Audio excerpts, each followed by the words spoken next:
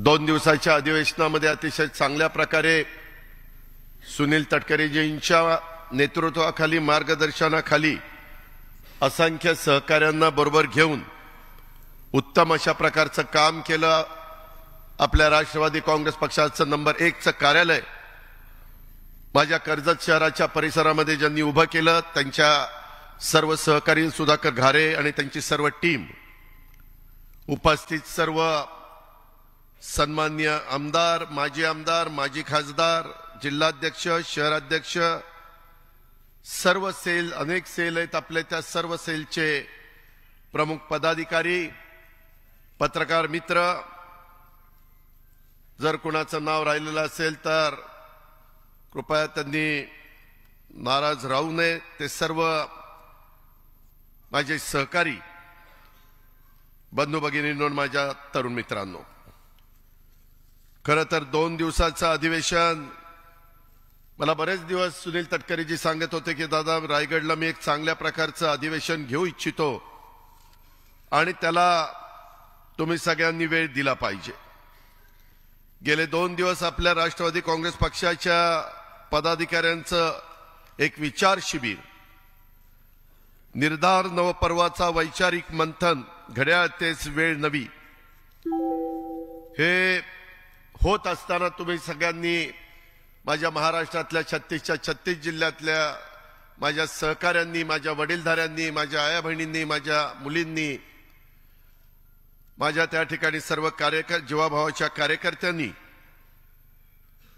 जो भाग घेतला त्याबद्दल मी प्रथमतः तुम्हा सर्वांचं मनापासून अभिनंदन करतो।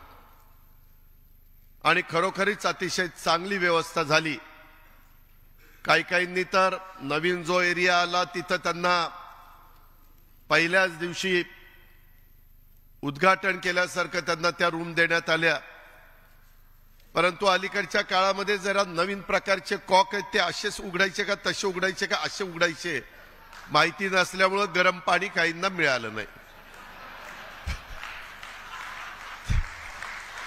मित्रांनो, गमतीचा भाग जाऊ द्या, पण एकंदरीत सगळ्यांचं समाधान झालं। मगाशी भुजबळ साहेब पण म्हणले की असंच मुंबईपासून जवळ आहे, तटकरे साहेब खंबीर आहेत आणि त्याच्यामुळं मधून अशा प्रकारची शिबिरं इथं झाली तर काय हरकत नाही। मित्रांनो, एक गोष्ट मी महाराष्ट्रातल्या कार्यकर्त्यांना सांगू इच्छितो की हे शिबिर 400 ते 500 लोकांशी मर्यादित असल्यामुळं अनेक कार्यकर्त्यांना मनात इच्छा असताना पण आम्हाला अनेकांना, आमदारांना, मंत्र्यांना, पदाधिकाऱ्यांना की आम्हाला यायचंय, आम्ही पक्षाच्या करता काम करतोय, आम्ही जीवाचं रान करतोय, आम्हाला का बोलवत नाही? कदाचित इथं बसणाऱ्यांच्या पेक्षा अधिक ताकदीचे कार्यकर्ते त्यांना तिथं येता आलं नाही। परवाचंच उदाहरण सांगतो, विलास काल मला भेटला, त्याने सांगितलं नाना काटेला आणि संजोगला बोलवलं नाही। आम्ही ताबडतोब त्या ठिकाणी सांगितलं, कारण शेवटी संख्येला मर्यादा होत्या। अनेक मराठवाडा, विदर्भ, उत्तर महाराष्ट्र, पश्चिम महाराष्ट्र, कोकण या भागातल्या माझ्या सहकाऱ्याला, माझ्या मुंबईतल्या सहकाऱ्यांना यायचं होतं, आमची पण इच्छा होती। शेवटी कार्यकर्ते असले तर संघटना मजबूत होत असते, कार्यकर्ता संघटनेचा कणा असतो आणि त्याच्यामुळे संघटना वाढत असते। आज जरी आपण मर्यादित सहकाऱ्यांच्या उपस्थितीमध्ये हे शिबिर घेतलेलं असलं तर पुढेही आपल्याला दिवस तसे कमीच आहेत, कारण माझा अंदाज आहे, मी काही ज्योतिषी नाही, की मार्चच्या पहिल्या आठवड्यामध्ये लोकसभेची आचारसंहिता लागण्याची शक्यता आहे। मागचं जर रेकॉर्ड बघितलं 2014, 2019, 2009, 2004 तर साधारण त्या काळामध्येच लागलेलं आहे। उद्याच्या 7 तारखेपासून आपलं अधिवेशन आहे।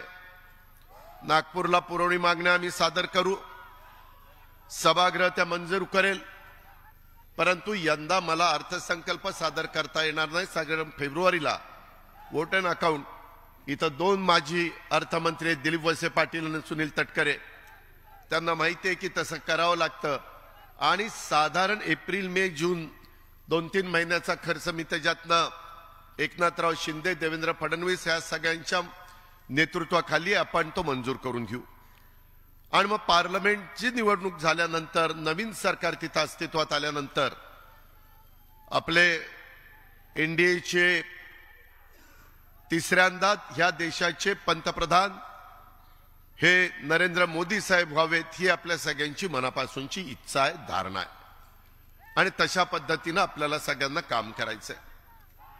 जास्तीत जास्त खासदार 48 पैकी महाराष्ट्रातनं आपल्या एनडीएच्या विचाराचे निवडून आणण्याच्या करता माझ्या राष्ट्रवादी काँग्रेस पक्षाच्या माझ्या सहित सगळ्यांना तिथं प्रयत्नाची शिकस्त करावी लागणार आहे।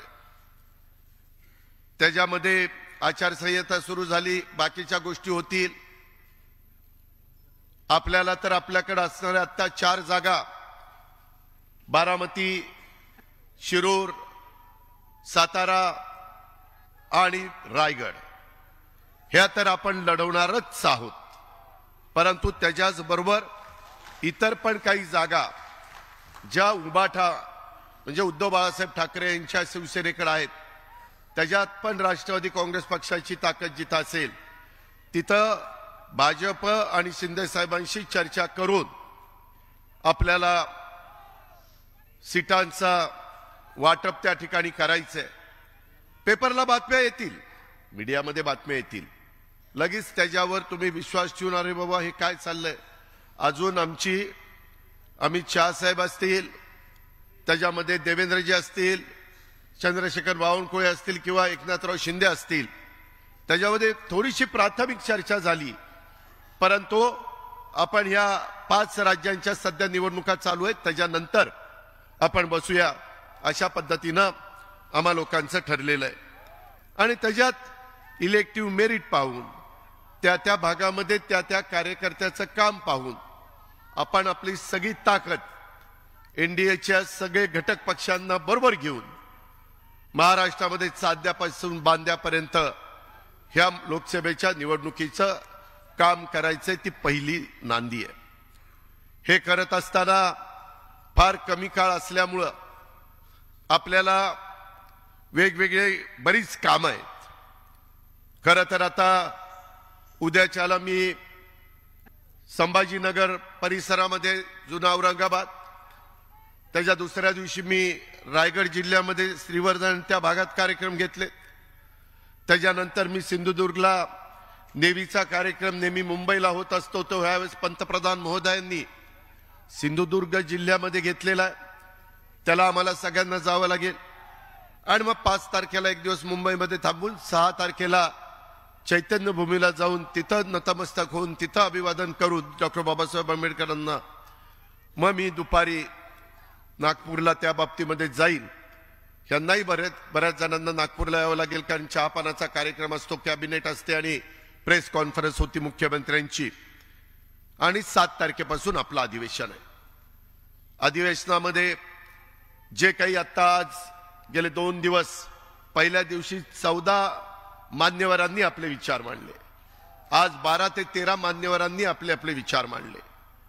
बऱ्याच कार्यकर्त्यांना मला चिठ्ठ्या येत होत्या, सुनीलजींना येत होत्या, इतर सहकाऱ्यांना, सूरजला येत होत्या की मला बोलायचंय। जरूर त्या कार्यकर्त्याला वाटतं की मलाही संधी मिळावी, परंतु वेळेची काही मर्यादा असते आणि त्याच्यामुळं ते आपल्याला उरकावं लागतं। तरी देखील त्याच्यातनं बऱ्याच वेगवेगळ्या घटकांना, वेगवेगळ्या पदाधिकाऱ्यांना, वेगवेगळ्या सहकाऱ्यांना, माझ्या महिला असतील किंवा माझ्या इतर सहकारी असतील, त्या सगळ्यांना संधी देण्याचं काम सुनील तटकरे आणि पक्षाने आणि आम्ही सगळ्यांनी केलेलं आहे। राहिलेल्यांना पण आपण संधी देऊ, त्याबद्दल काही त्यांनी काळजी करू नये। त्या संदर्भामध्ये ह्या सगळ्या गोष्टी घडत असताना साधारण सुनील तटकरे, सुधाकर घारे, अनिकेत तटकरे, शिवाजीराव गर्जे, संजय बोरगे, नरेंद्र राणे ह्या असंख्य कार्यकर्त्यांनी ज्या प्रकारे व्यवस्था केली त्याबद्दल त्यांना हॅट्स ऑफ। खरोखरीच चांगली व्यवस्था झाली आणि त्याच्यामुळं जे चांगलं आहे त्याला चांगलं म्हटलं पाहिजे। फक्त मी सारखं सुनीलजींना तिथं बसल्यावर म्हणायचो एकच भोक राहिली इथं भोक. त्याच्यावरून आठवलं आज या मालकाचं देबाशिष चक्रवर्ती हे जे मालक आहेत. तसंच आमचे बुलढाण्याचे जिल्हाध्यक्ष ॲडव्होकेट नजीर काझी यांचाही आज वाढदिवस आहे. देबाशिष चक्रवर्तींचा वाढदिवस आहे आणि श्याम लांडेचा पण वाढदिवस आहे.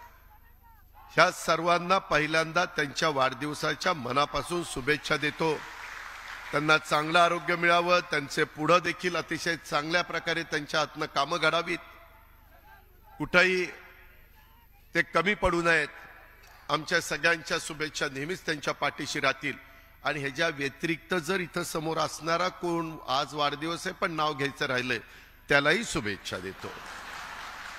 नाहीतर त्याला वाटायचं काय माझंच नाव घेतलं नाही, हीच तिघं ह्याच्या जवळची आहेत का काय कोणाला माहिती.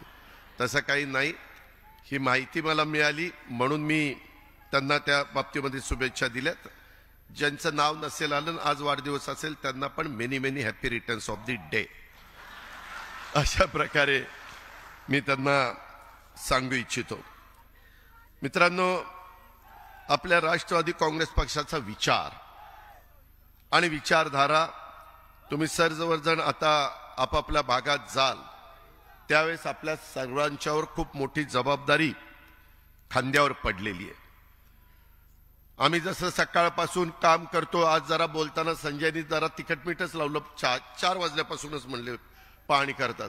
आता ह्या दिवसात 4 वाजता अंधार गुडूप असतो, काय अंधारात पाणी करू. जरा पटेल असं बोलावं 6 वाजल्यापासून. पण तुला काही सांगितलं तर तुला जरा क्लिक व्हायला पाहिजे ना. 4ला कसं हा काम करेल, काय बॅटरी लावून काम करेल.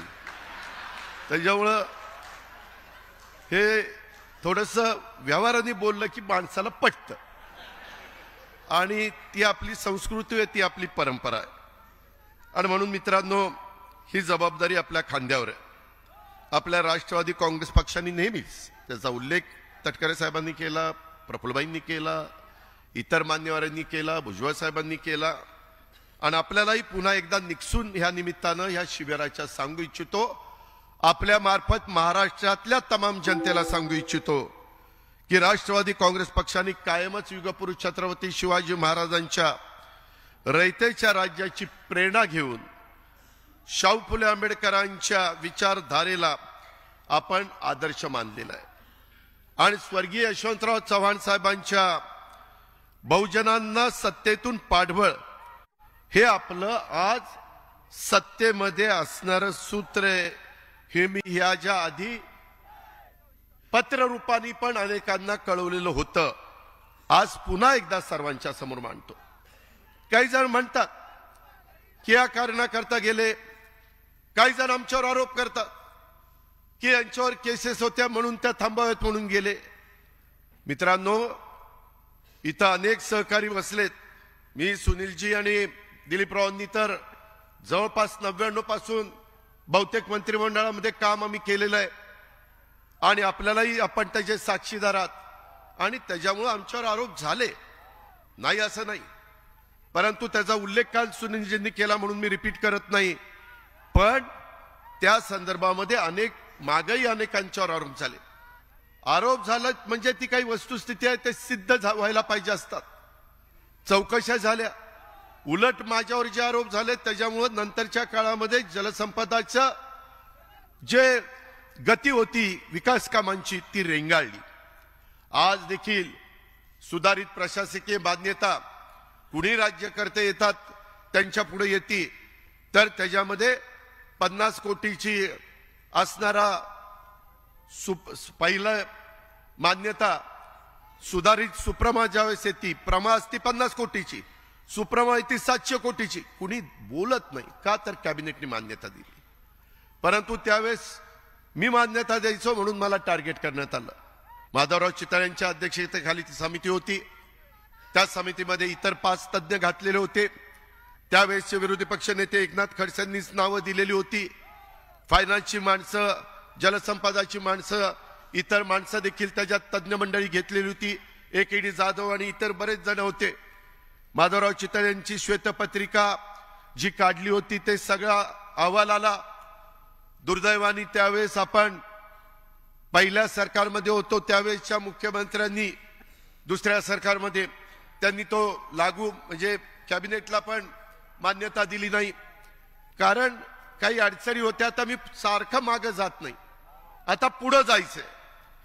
पण मी आपल्याला एक सांगतो, काही जण म्हणतात की तुमच्यावर आता असे आरोप झाले होते. अरे आरोप झाले होते, मी आज 32 वर्ष काही अपवाद वगळता मंत्रिमंडळामध्ये काम करतो. तुम्हालाही सगळ्यांना माहिती आहे, मी पाणी पुरवठा खात्याचा अनेक वर्ष मंत्री होतो. तुम्हालाही सगळ्यांना माहिती आहे, ऊर्जा खात्याचा जवळपास 10 वर्ष मंत्री होतो. हे दोघंही ऊर्जा खात्याचे मंत्री होते, पण मी पण 10 वर्ष होतो. तुम्हाला आठवत असेल, मी 2012 राज्याला त्याच्यामध्ये जे सातत्याने भारनियमन होतं त्याच्यातनं मुक्त करणार असं सांगितलेलं होतं, आणि आम्ही भारनियमनातनं महाराष्ट्राला मुक्त केलेलं होतं. आम्ही कमिटमेंट पाळतो, आम्ही बोललो तसं वागतो आणि करतो, आणि त्या पद्धतीनं ते सगळं झालं. एवढी सगळी डिपार्टमेंट बघितली. आज जवळपास 6-7 वर्ष सुरुवातीपासून मोजली तर माझ्याकडे अर्थ विभाग आहे. आज जवळपास 6 लाख कोटीचं बजेट हे अर्थ विभाग आणि प्लॅनिंग कडे त्या बाबतीमध्ये जबाबदारी असते. कधी कुठेही मी अनेक वर्ष माझ्या पुण्यातले अनेक माझे सहकारी अतुल असेल, चेतन असेल, सुनील असेल, बरेच जण आहेत, सगळे आमदार इथं बसलेत. मी कधी डीपीसीच्या संदर्भामध्ये कुणी माझ्यावर कसलाही वेडावाकडा आरोप करू शकत नाही. कुठल्याही डिपार्टमेंटच्या बाबतीत माझ्याकडे तर जीएसटी डिपार्टमेंट इतकं महत्वाचं आहे मित्रांनो, 2 लाख कोटी रुपयाच्या पर्यंत त्याचं टॅक्स गोळा होतो. काही दिवसाकरता मध्ये एक्साइज पण होतं. पण करायचं तर स्वच्छ भूमिकेतनं काम करायचं. इथं इतके आमदार बसलेत, प्रकाशराव बरेच, मी सगळ्यांची नाव राजेजी वगैरे इंद्रनील सगळ्यांची घेत नाही, पण त्यांना विचारा, ज्यावेळेस मी एखादी गोष्ट मंजूर करून देतो त्यावेळेस फार स्पष्ट भूमिका माझी त्या ठिकाणी असते. आत्ताही एक काम मला नवघरेंनी सांगितलं, त्याच्यामध्ये राजूंनी सांगितल्यानंतर मी ताबडतोब फोन लावला, सुनील तटकरे यांना विचारा. त्या व्यक्तीचा, पालकमंत्र्याचा मला 1 तासाने फोन आला की दादा मंजुरी दिली. शेवटी काम व्हावं, कार्यकर्त्याला दुसरं काय पाहिजे असतं. आपण ज्या भागाचं प्रतिनिधित्व करतो तिथं विकास कामं व्हावी हीच त्याची भावना असते. याच्यापेक्षा जास्त वेगळी भावना त्याची काय असते. आणि त्याच्यामुळं ह्या सगळ्या गोष्टी पार पाडत असतानाच आपण काम त्या ठिकाणी करत होतो. मित्रांनो, आज अनेकांनी, म्हणजे मी वेगवेगळ्या लोकांची सकाळपासून भाषणं फार बारकाईनं ऐकत होतो. त्याच्यामध्ये आज भाषण केलेले राजेश्वर चव्हाण, मला त्याचं ह्याचंही भाषण आठवतंय. यशवंतराव चव्हाण प्रतिष्ठानला त्याने भाषण केलं होतं. आज पण मी फार बारकाईनं ऐकत होतो. सगळ्यांनी चांगले विचार, चांगली मतं मांडली. वेळ कमी होता, परंतु कमी वेळेचं लक्षामध्ये घेऊन युसुफ पुंजानी असेल, आमच्या सुरेखाताई असतील, आमचे आदिल फरास, अभिजित, आपल्या रवींद्र पगार, आनंद परांजपे, राजलक्ष्मीताई, सगळ्यांनी आपली मतं संजयनी तिथं मांडण्याचा प्रयत्न केला. मी त्याच्या संदर्भात एवढंच सांगितलं की मला सगळ्या मंत्र्यांना आज थोडीशी तब्येत बरी नसल्यामुळे भुजबळ साहेब गेले, परंतु मुश्रीफ साहेब आज 2 दिवस अधिवेशन हे चालू आहे तिथं इलेक्शन, त्याच्यामुळं साखर कारखान्याच्या इलेक्शनमुळे ते येऊ शकले नाही. त्यांनी पहिलंच मला सुनीलजींना बाकीच्यांच्या कानावर घातलेलं होतं. पण यामध्ये एक गोष्ट त्याची पटलेली आहे. मी पण अनेकदा मंत्रालयामध्ये असतो, त्यावेळेस माझ्या इथं मंत्री असले की पहिली त्यांना एंट्री असते, की तो डायरेक्ट येतो. ते शेवटी त्यांच्याही मतात ऑफिसला लोक असतात, त्याच्यावर त्यांना लवकर मोकळं करणं मला योग्य वाटतं. त्याच्यानंतर खासदार आमदार आले तरी देखील आपण त्यांना प्राधान्याने घेण्याचा प्रयत्न करतो. गरज जरा जास्त असते, पण आपण प्रयत्न करत असतो. आता इथून पुढं माझ्या ऑफिसनी लक्षात ठेवायचंय विकास, आणि इथं डिक्लेअर की जसं मंत्र्याला नंबर 1चं प्राधान्य, नंबर 2चं प्राधान्य खासदार आमदारांना आहे, तसं नंबर 3चं प्राधान्य राष्ट्रवादी काँग्रेस पक्षाच्या जिल्हा अध्यक्षांना तिथं राहील. अशा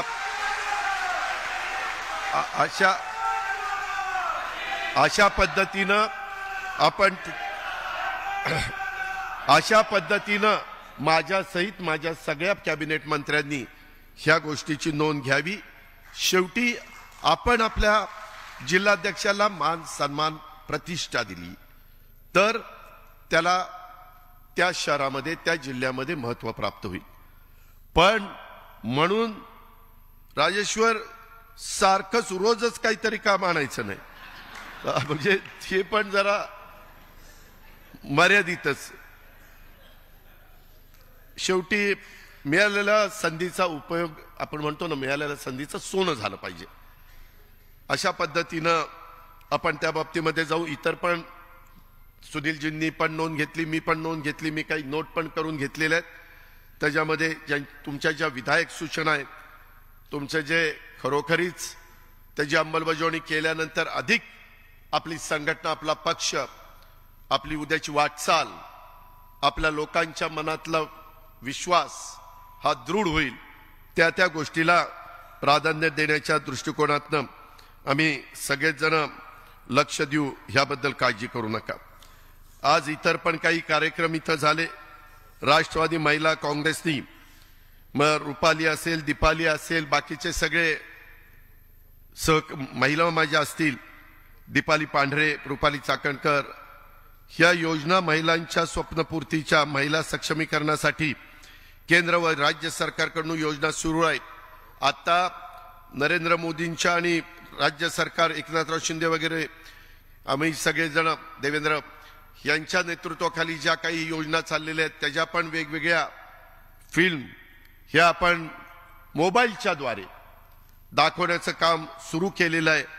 कारण खूप चांगल्या चांगल्या योजना आहेत, केंद्राच्या आहेत आणि राज्याच्या आहेत. या योजना काही कारणांनी माझ्या महिलांच्या पर्यंत, माझ्या युवकांच्या, युवतींच्या, कार्यकर्त्यांच्या पर्यंत, शेवटच्या माणसापर्यंत ह्या पोचू शकत नाहीत.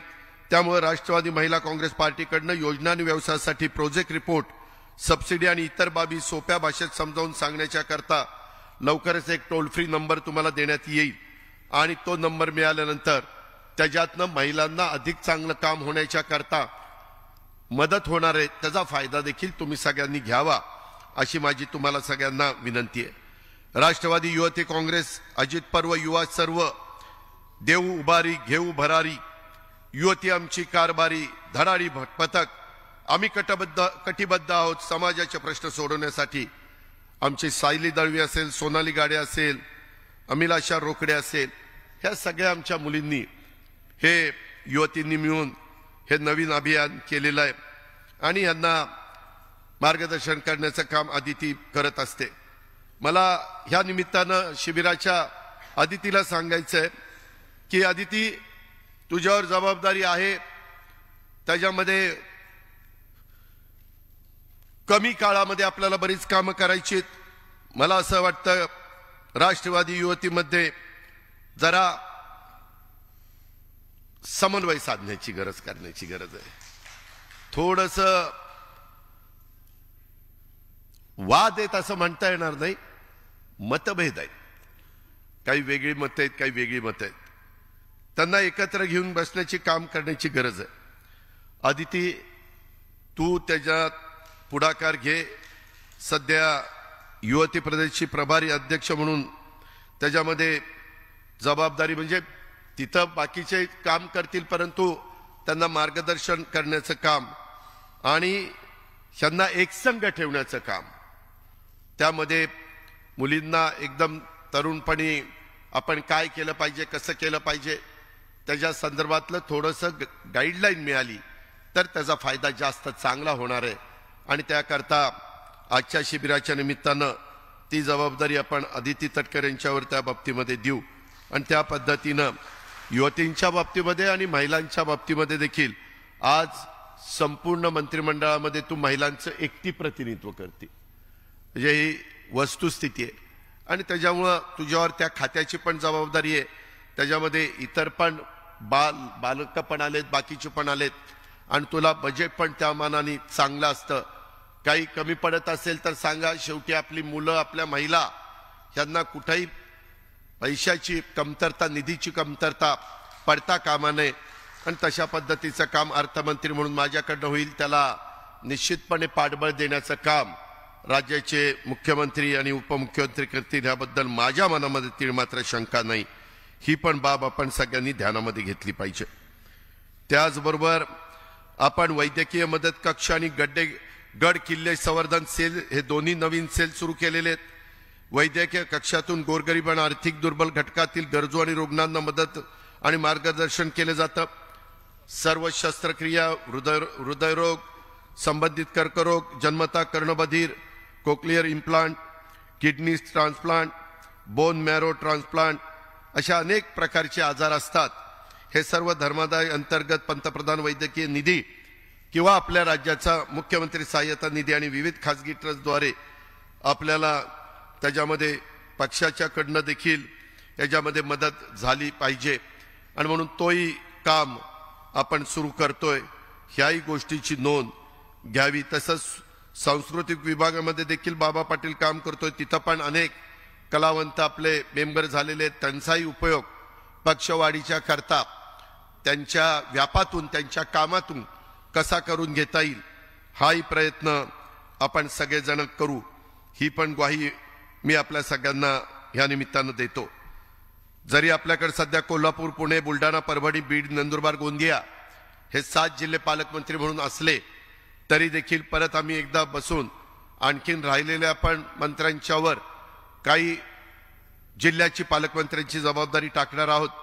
जिथं पालकमंत्री आपले तिथं त्या पालकमंत्र्यांनी आपल्या आपल्या कार्यकर्त्यांना सकाळी मी सूरज चव्हाण आणि युवकांना पण घेऊन बसलेलो होतो. त्यांच्याही काही समस्या आहे, प्रत्येकाच्या वेगवेगळ्या समस्या असतात आणि त्या सोडवणं आपल्याला पक्षामुळं, राष्ट्रवादी काँग्रेस पक्षामुळं एक पदही मिळालेली आहेत. त्या पदाचा वापर हा सर्वसामान्य माणसाचे प्रश्न सोडवण्याच्या करता करायचा असतो. त्याच्यामध्ये संघटनेतल्या लोकांना पण जास्त अग्रक्रमाने मदत झाली पाहिजे अशा प्रकारची देखील भूमिका ह्या निमित्तानं मी आपल्या सगळ्यांच्या समोर ठेवू इच्छितो. मित्रांनो, खूप काही वेगवेगळी भूमिका इथं मांडण्याचं काम झालं. खूप काही नवीन नवीन गोष्टी ह्याही आपल्याला त्या निमित्तानं कळाल्या आणि त्या कळत असताना मला पण, मी अनेक वर्ष संघटनेमध्ये काम करतोय, त्यावेळेस मला देखील 2004चं जे काही प्रफुल्लबाईंनी सांगितलं ते पहिल्यांदाच कळलं. एक गोष्ट खरी आहे, एकेकाळी पूर्वीचा जनसंघ नंतर भाजप ह्या पक्षाच्या संदर्भामध्ये थोडंसं वेगळं बोललं जायचं. बाबा जातीयवादी आहे, ठराविकांचाच विचार करतात आणि अशा पद्धतीनं आपण नेहमी भाजप आणि शिवसेनेपासून बऱ्यापैकी अंतर ठेवून काम करत होतो. पुरोगामी विचारांच्या संदर्भामध्ये ज्या वेळेस भूमिका घेतली गेली किंवा डाव्यांनी पण भूमिका मांडली गेली त्यावेळेस नेहमी असं होत होतं. हा सुरुवातीचा काळ. आता देशाला स्वातंत्र्य मिळून 75 वर्ष होऊन गेलेली आहेत. आता काळ बदललेला आहे. काळानुरूप साधारण लोकांच्या काय भावना आहेत, काय कल्पना आहे, काय अपेक्षा आहे, काय त्यांची पूर्तता केली पाहिजे हा प्रयत्न तर सगळेच करतात. वाजपेयी साहेब ज्यावेळेस पंतप्रधान झाले, अटल बिहारी वाजपेयी साहेब, त्यावेळेस एनडीएचे ते प्रमुख होते. अनेक पक्ष त्या त्यांच्याबरोबर काम करत होते. परंतु तेव्हापासून अनेकांनी, ज्याचा उल्लेख मगाशी भुजबळ साहेबांनी केला, अनेकांनी आज जरी ते स्वतःला सेक्युलर समजत असले तरी आपणही सेक्युलर आहोत. आपण आपली विचारधारा सोडलेली नाही, त्याचा उल्लेख सगळ्यांनी केला. मी माझ्या विशेषतः या शिबिराच्या निमित्तानं मुस्लिम बांधवांना सांगू इच्छितो, अल्पसंख्याक समाजाला सांगू इच्छितो की मागं देखील शिवसेनेला अल्पसंख्याक समाज फार दूरचा मानायचा. मला चांगलं माहिती, कारण आम्ही आज राजकारणात नाहीये. परंतु नंतर 2.5 वर्ष आम्ही उद्धव ठाकरे साहेबांच्या नेतृत्वाखाली काम करत असताना आपण सरकारमध्ये निर्णय घेत होतो. त्यावेळेस 100% आपण म्हणू ती पूर्व दिशा होत नाही. एका पक्षाचं सरकार आल्यानंतर होऊ शकतं, परंतु अशा वेळेस महायुतीचं किंवा महाआघाडीचं सरकार आलं तर कॉमन मिनिमम प्रोग्राम, किमान त्या ठिकाणी समान कार्यक्रम हे करावे लागतात. आणि त्याच्यातून ज्याच्यातनं आपल्या मित्रपक्षात आणि आपल्यात फार मतभेद आहेत ते प्रश्न आपण बाजूला ठेवतो आणि बाकीच्यांना ज्याच्यातनं महाराष्ट्राच्या सर्वांगीण विकासाला अग्रक्रम दिला पाहिजे त्या गोष्टीला आपण प्राधान्य देतो आणि तेच काम मागे 2.5 वर्ष आम्ही केलं. तेव्हाही केंद्रालाही वाटलं नव्हतं की शिवसेना काँग्रेस राष्ट्रवादी एकत्र येऊन सरकार करतील, पण झालं, शेवटी केलं गेलं. त्याच्यानंतरच्या काळामध्ये देखील आज आपण भाजप आणि एकनाथराव शिंदे आणि अशा तिघांचं सरकार केलेलं. शेवटी काही वेळेस काही निर्णय घ्यावे लागतात, पण विचारधारा सोडली का? शाहू फुले आंबेडकरांच्या संदर्भातलं जे काही त्यांनी त्यावेळेस मार्ग दाखवलेला आहे त्याच मार्गाने आपण पुढे चाललेलो आहे. त्याचा उल्लेख मी केलाय, भुजबळांनी केला, तटकऱ्यांनी केला, अनेकांनी केला. मी सगळ्यांची नावं इथं घेत बसत नाही, पण मला आपल्याला ही गोष्ट आवर्जून सांगायची आहे. आणि मी आज काही बोलत असताना आपला मूळच पक्ष आहे. 10 जून 1999 ज्यावेळेस पवार साहेबांनी, संगमाजींनी, तारिक अनवरांनी ह्या पक्षाची स्थापना केली आणि त्यावेळेस त्याचा मूळ ह्या पक्षाचा मोठा पाठिंबा हा महाराष्ट्रात नव्हता. त्यावेळेसचे विरोधी पक्षनेते मधुकरराव पिचड आणि विरोधी पक्षनेते विधान परिषदेचे छगन भुजबळ यांनी त्याच्यामध्ये पुढाकार घेतलेला. पदमसिंह पाटील, विजयसिंह मोहिते पाटील, मधुकर पिचड आणि छगन भुजबळ हे प्रमुख म्हणून तिथं काम करत होते. आम्ही डोळ्यांनी बघत होतो. इथं समीर आहे का? समीर त्या ठिकाणी स्टेज करणं, बाकीच्या सगळ्या गोष्टीची तयारी करणं ते तिथं शिवाजी पार्कला चाललेलं होतं. पाऊस पडेल का नाही, सभा होईल का नाही, लोक येतील का नाही, अशी सगळी चर्चा चाललेली होती. परंतु सगळ्यांनी जिद्दीनं रान उठवलं. त्यावेळेस तर भुजबळ साहेबांनी किणी प्रकरण म्हणू नका, काय काय त्यांनी त्यावेळेस बाळासाहेबांना कुणी असं म्हटलं नव्हतं, अशा प्रकारच्या काही गोष्टी बोलले. मी ते बोलून कारण नसताना त्या गोष्टीला उजाळा देऊ इच्छित नाही. परंतु तो काळ त्याच्यामध्ये आम्ही नवीन होतो. मी, दिलीप वळसे पाटील, जयंत पाटील, RR पाटील, सुनील तटकरे सगळेजण आम्ही नवीन म्हणजे पहिलीच टर्म आमच्या काही थोड्या टर्म झालेल्या होत्या. आम्हाला ज्युनियर समजलं जात होतं. आम्ही पण थोडंसं बाजूला असायचो आणि तेव्हापासून पक्षाचे काम अनेकांनी केलं ज्याचा उल्लेख काल करण्यात आला. त्याच्यामध्ये भुजबळ साहेब पहिले प्रांताध्यक्ष असू द्या, नंतर बबनराव पाचपुते असतील, RR पाटील असतील, अरुणभाई गुजराती असतील, त्याच्यामध्ये मधुकरराव पिचड असतील, भास्करराव जाधव असतील किंवा सुनील तटकरे असतील आणि नंतर हे जयंत पाटील साहेब. बरं, षणमुखानंद हॉलच्या मीटिंगमध्ये मी स्वतः बोललो ना किंवा मी जरी प्रांताध्यक्ष किंवा संघटनेचा पदाधिकारी त्या काळामध्ये झालो नसलो तरी तुम्हालाही माहिती आहे, महाराष्ट्रालाही माहिती आहे की संघटनेचं काम कोण करत होतं. अनेक ठिकाणी संघटनेच्या जागा म्हणजे जिल्ह्याचे कार्यालय, जिल्ह्याचे इमारती ह्याच्यामध्ये भुजबळ साहेबांनी नाशिकचं केलं, बबनराव पाचपुत्यांनी नगरचं केलं, परंतु बाकीच्या अनेक इमारती उभ्या करण्याचं काम हे मी आणि माझ्या इतर पण सहकाऱ्यांनी केलं. याबद्दल दुमत असण्याचं कारण नाही. शेवटी संघटना मजबूत झाली पाहिजे. आम्ही पण वेळ द्यायचो, तिथेही जनता दरबार करायचो, सगळ्या काही गोष्टी करायचो. मी त्या दिवशी सांगितलेलं होतं की मी आता विरोधी पक्ष नेते पण सोडतो, द्या माझ्यावर जबाबदारी. अशा पद्धतीची भूमिका आपण त्या बाबतीमध्ये मांडली. त्याच्यामध्ये कुठं गैर केलेलं नाही. इथं प्रकाश सोळंकी समोर बसलेले, मी जे बोलतो ना ह्याच्यातले एक अक्षर मी चुकीचं आणि खोटं बोलणार नाही. काय कारण आहे? आपला परिवार आहे, आपलं एक कुटुंब आहे आणि त्याच्यामुळे आपण आपल्या घरामध्ये खरं बोललं पाहिजे. त्यामध्ये ज्यावेळेस मी, तुम्हाला सगळ्यांना माहिती आहे, देवेंद्र फडणवीसांच्या बरोबर सरकार केलं त्याचा उल्लेख प्रफुल्लबाईंनी केला. आता ते पुन्हा काढत बसत नाही कारण आपल्याला इतर बरेच प्रश्न आहेत. आता झालं गेलं, गंगेला मिळालं. त्याच्यामध्ये प्रकाश सोळंकी साहेब नाराज झाले. त्यांना सरकारच्या मंत्रिमंडळामध्ये यायचं होतं आणि अशोक डक, मी, प्रकाश सोळंके आणि जयंत पाटील, काही वेळेला धनंजय मुंडे अशा आमच्या मीटिंग तिथं होत होत्या. प्रकाशराव राजीनामा देण्याच्या त्यावेळेसची बातमी काढून बघा, त्यांनी राजीनामा देण्याचा निर्णय घेतलेला होता, बातम्यात होतं. आम्ही म्हणलो आत्ताच सरकार आलंय, एवढी टोकाची भूमिका प्रकाशराव घेऊ नका. त्यांचं म्हणणं होतं की मी काय पक्षाच्या करता कमी केलं. मागच्याही टर्म मध्ये तुम्ही मला मधीच शेवट 6 महिने का वर्षभर 1.5 वर्ष असं आधीच काढून टाकलं. काय कारण काय, पक्षाने ही भूमिका माझ्याबद्दल काय घेतली हे मला कळलं पाहिजे.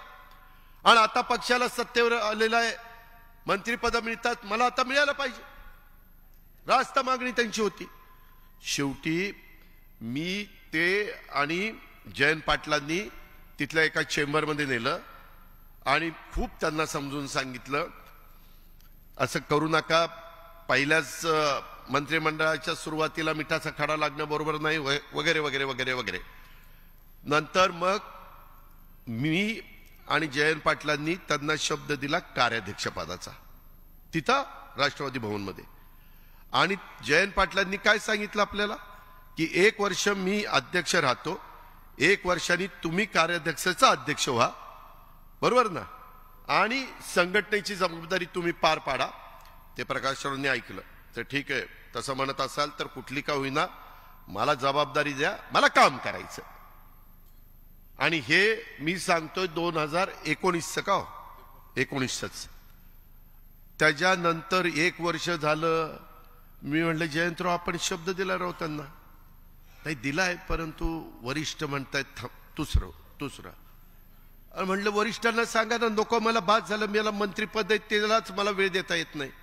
कारण जलसंपदा खात्याची मोठी जबाबदारी होती. जलसंपदा खातं काय साधं सुद्धा खातं नाही, परंतु ते असंच पुढं ढकलत अजून चाललेलंच आहे.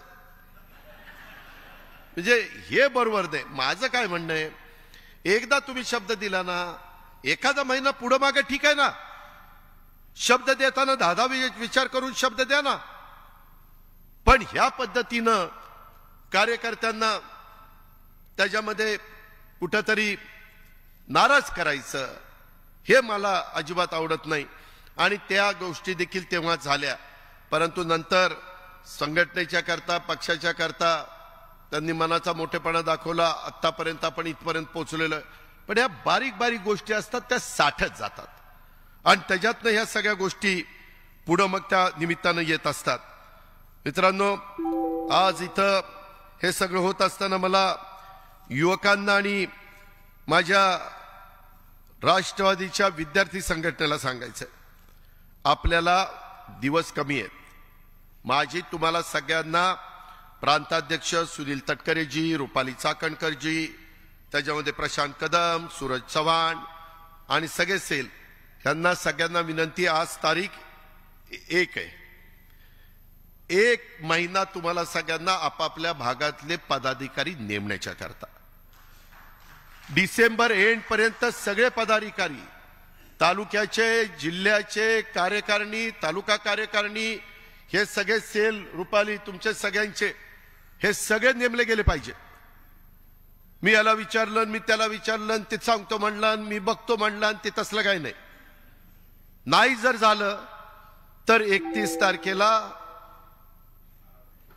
त्याच्यामध्ये नवीन वर्षाच्या सुरुवातीला मग दुसऱ्यावरती जबाबदारी द्यावी लागेल त्या सेलची. हे कृपा करून नोंद घ्या, कारण त्याच्यानंतर जानेवारी फेब्रुवारी 2च महिने, मार्चला तर आचारसंहिता लागते. आपल्याला वेळ कमी असल्यामुळं जास्तीचं काम माझ्या सहित सगळ्यांना करावं लागणार आहे. हे कृपा करून लक्षात घ्या. थोडासा सगळ्या जिल्हाध्यक्षांनी, सगळ्या सेलच्या प्रमुखांनी, आणि आपण कुठं जातो, काय जातो, ते थोडंसं सगळ्यांनी पहा, त्याचं आत्मचिंतन करा. मला त्या संदर्भामध्ये सगळ्यांना एक विनंती करायची की सध्या आपलं इकडं कार्यालय मंत्रालयाच्या समोर आलेलं आहे आणि त्याच्यामध्ये मी एक बघतोय, अलीकडं फ्रंटलचे अध्यक्ष राज्यात फिरताना खरं तर दिसले पाहिजेत, परंतु फ्रंटलचे अध्यक्ष दररोज मुंबईच्या कार्यालयामध्ये बहुतेक असतात. काय काम आहे तिथं? असतं ना, काम असतं. मी पण ठरवलंय, मी हे सगळं ऐकलं ना, मी ठरवलं आता सोमवार, मंगळवार, बुधवार 3च दिवस मुंबईला द्यायचे. एक दिवस पुण्याला जायचो, कारण पालकमंत्र्यांनी तिथं 18 आमदार आहेत, 3.5 खासदार आहेत, त्याच्यामुळे तो बेस आहे. आम्ही मागच्या वेळेस 10 आणि 2 12 आणि 2 आमदार 700 मतांनी गेला आणि 1,500 मतांनी गेला. नाही तर जवळपास 14 आमदार आपण तिथून निवडून आणलेले होते. ही आपली तिथली परिस्थिती आहे. त्याच्यामुळे मी ज्यावेळेस महाराष्ट्राच्या कानाकोपऱ्यामध्ये जाईल, बाकीचे म्हणले अरे तुझं काय पुण्याचं बघ ना, त्यावेळेस मला बोट दाखवलं तर माझ्या जिल्ह्याचं चांगली परिस्थिती असली पाहिजे. हीच गोष्ट लागू सगळ्यांना इथं बसणाऱ्यांना होती, मंत्र्यांना. त्या प्रकारची नोंद कृपा करून त्यांनी घ्यावी आणि संघटनेच्याही लोकांनी एखादा दिवस आठवड्यातनं आला काही महत्वाचं. बरं, आता आपण व्हिडिओ कॉन्फरन्सिंगच्या द्वारे बोलू शकतो, फोनच्या द्वारे देखील आपल्याला सगळं काही त्या ठिकाणी बोलता येऊ शकतं. आणि माझी आपल्याला सगळ्यांना सांगणं आहे की ओबीसी, कामगार, डॉक्टर, लीगल, माजी सैनिक, ज्येष्ठ नागरिक, ग्रंथालय, सांस्कृतिक, सामाजिक न्याय विभागात पदाधिकाऱ्यांना जिथं संधी देता येत नाही तिथंही संधी दिली गेली पाहिजे. विविध सामाजिक संघटना आणि सांस्कृतिक संघटनांना आपल्या पक्षाशी जोडण्याचं पण काम केलं पाहिजे. तुम्ही म्हणाल कुणाला? उदाहरणार्थ सार्वजनिक गणेश मंडळ, गणपती मंडळ, गणेश मंडळ, दहीहंडी मंडळ, तरुण मित्र मंडळ, महिला मंडळ, माथाडी युनियन, एसटी कर्मचारी संघटना, शिक्षक संघटना, रिक्षा चालक मालक संघटना, कामगार संघटना, फेरीवाला संघटना, विविध पत्रकार संघटना, बँक कर्मचारी युनियन, ओला उबेर टॅक्सी चालक मालक संघटना, आयटी कर्मचारी संघटना, शासकीय निमशासकीय खाजगी संस्थांच्या मधील कर्मचारी संघटना, ग्रामसेवक संघटना, तलाठी संघटना, अंगणवाडी सेविका संघटना, आशा सेविका संघटना, कंत्राटी कर्मचारी संघटना, विनाअनुदानित शिक्षक संघटना, शिक्षक संस्था चालकांची संघटना, टोल नाका कामगार संघटना, विविध जातीच्या संघटना, आरटीआय कार्यकर्ते, विविध एनजीओज, अशा समाजातील सर्व संस्था घटकांशी संघटनांशी आपला संपर्क आला पाहिजे. सोशल मीडियाला पण आज का काल कोणतरी बोलत असताना अनन्यसाधारण महत्व प्राप्त झालेलं.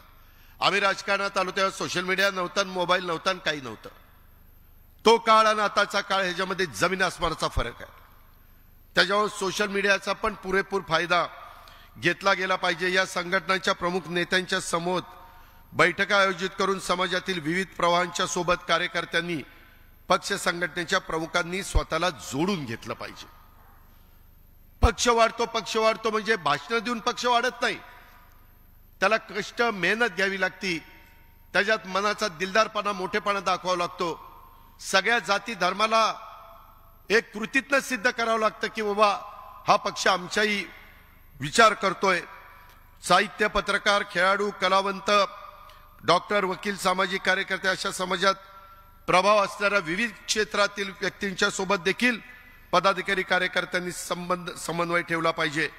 पक्षाचे प्रदेश आणि जिल्हा अध्यक्ष, तालुका अध्यक्ष कार्यालयात नियमित उपस्थित असले पाहिजे. नाहीतर कार्यालय खोलले आणि तिथं कुणी बसायला नाही, असं नाही पाहिजे. कुणी ना कुणी एवढे सेल, एवढे कार्यकर्ते, एवढे पदाधिकारी वाटून घ्या ना दिवस, पण ते तिथं हजर असले पाहिजे. त्याचबरोबर पदाधिकाऱ्यांनी लोकांच्या मध्ये मिसळलं पाहिजे, दररोज लोकांना भेटलं पाहिजे. पक्षाच्या प्रदेश कार्यालयात बसून नेत्यांचे कान भरणारे काही महाभाग असतात. दादा ही लय असं करत होता, हे लयच तसं करत होता, माग तुमचं लयच वाईट बोलत होता. अरे तुला काय घेणे देणे, तू तुझं कर ना. पण हे जे काही आहे त्या महाभागांना, दरबारी प्रवृत्तीच्या कार्यालयीन पदाधिकाऱ्यांना पक्षाचे नेते कधी कधी बळी पडतात. काही काहींना हलक्या कारणाने सांगितलं ना की तू फारच चांगलं काम करतो, आणि बाकीचे म्हणले ना की त्याला काहीच कौतुक केलं नाही की त्यालाही वाटतं की हे आपलं कौतुक करत नाही, ह्याला दूर करा, ही ह्यालाच जवळ घ्या, आणि मग नको त्या गोष्टी त्या बाबतीमध्ये घडतात. त्याच्यामुळं हे सगळं करत असताना पक्ष कार्यालयातील ऑफिस बेअरर पदाधिकाऱ्यांनी देखील पक्षाचं प्रशासन चालवायचं असतं. पक्षाचा कार्यकर्ता पक्ष चालवतो ही बाब प्रत्येकाने लक्षामध्ये ठेवली पाहिजे. फ्रंटल अध्यक्ष राज्यात फिरताना दिसले पाहिजेत, ही पण माझी अपेक्षा आहे. ज्या त्या विभागाच्या प्रमुखांनी आपल्या विभागापुरतं लक्ष घालावं. सर्वच ठिकाणी त्यांनी लक्ष देण्याची गरज नाही. साध्या भाषेत सांगायचं, सर्वच ठिकाणी तिथं नाक खुपसायची गरज नाही. बाकीचे आहेत ना, करू द्या ना त्यांना.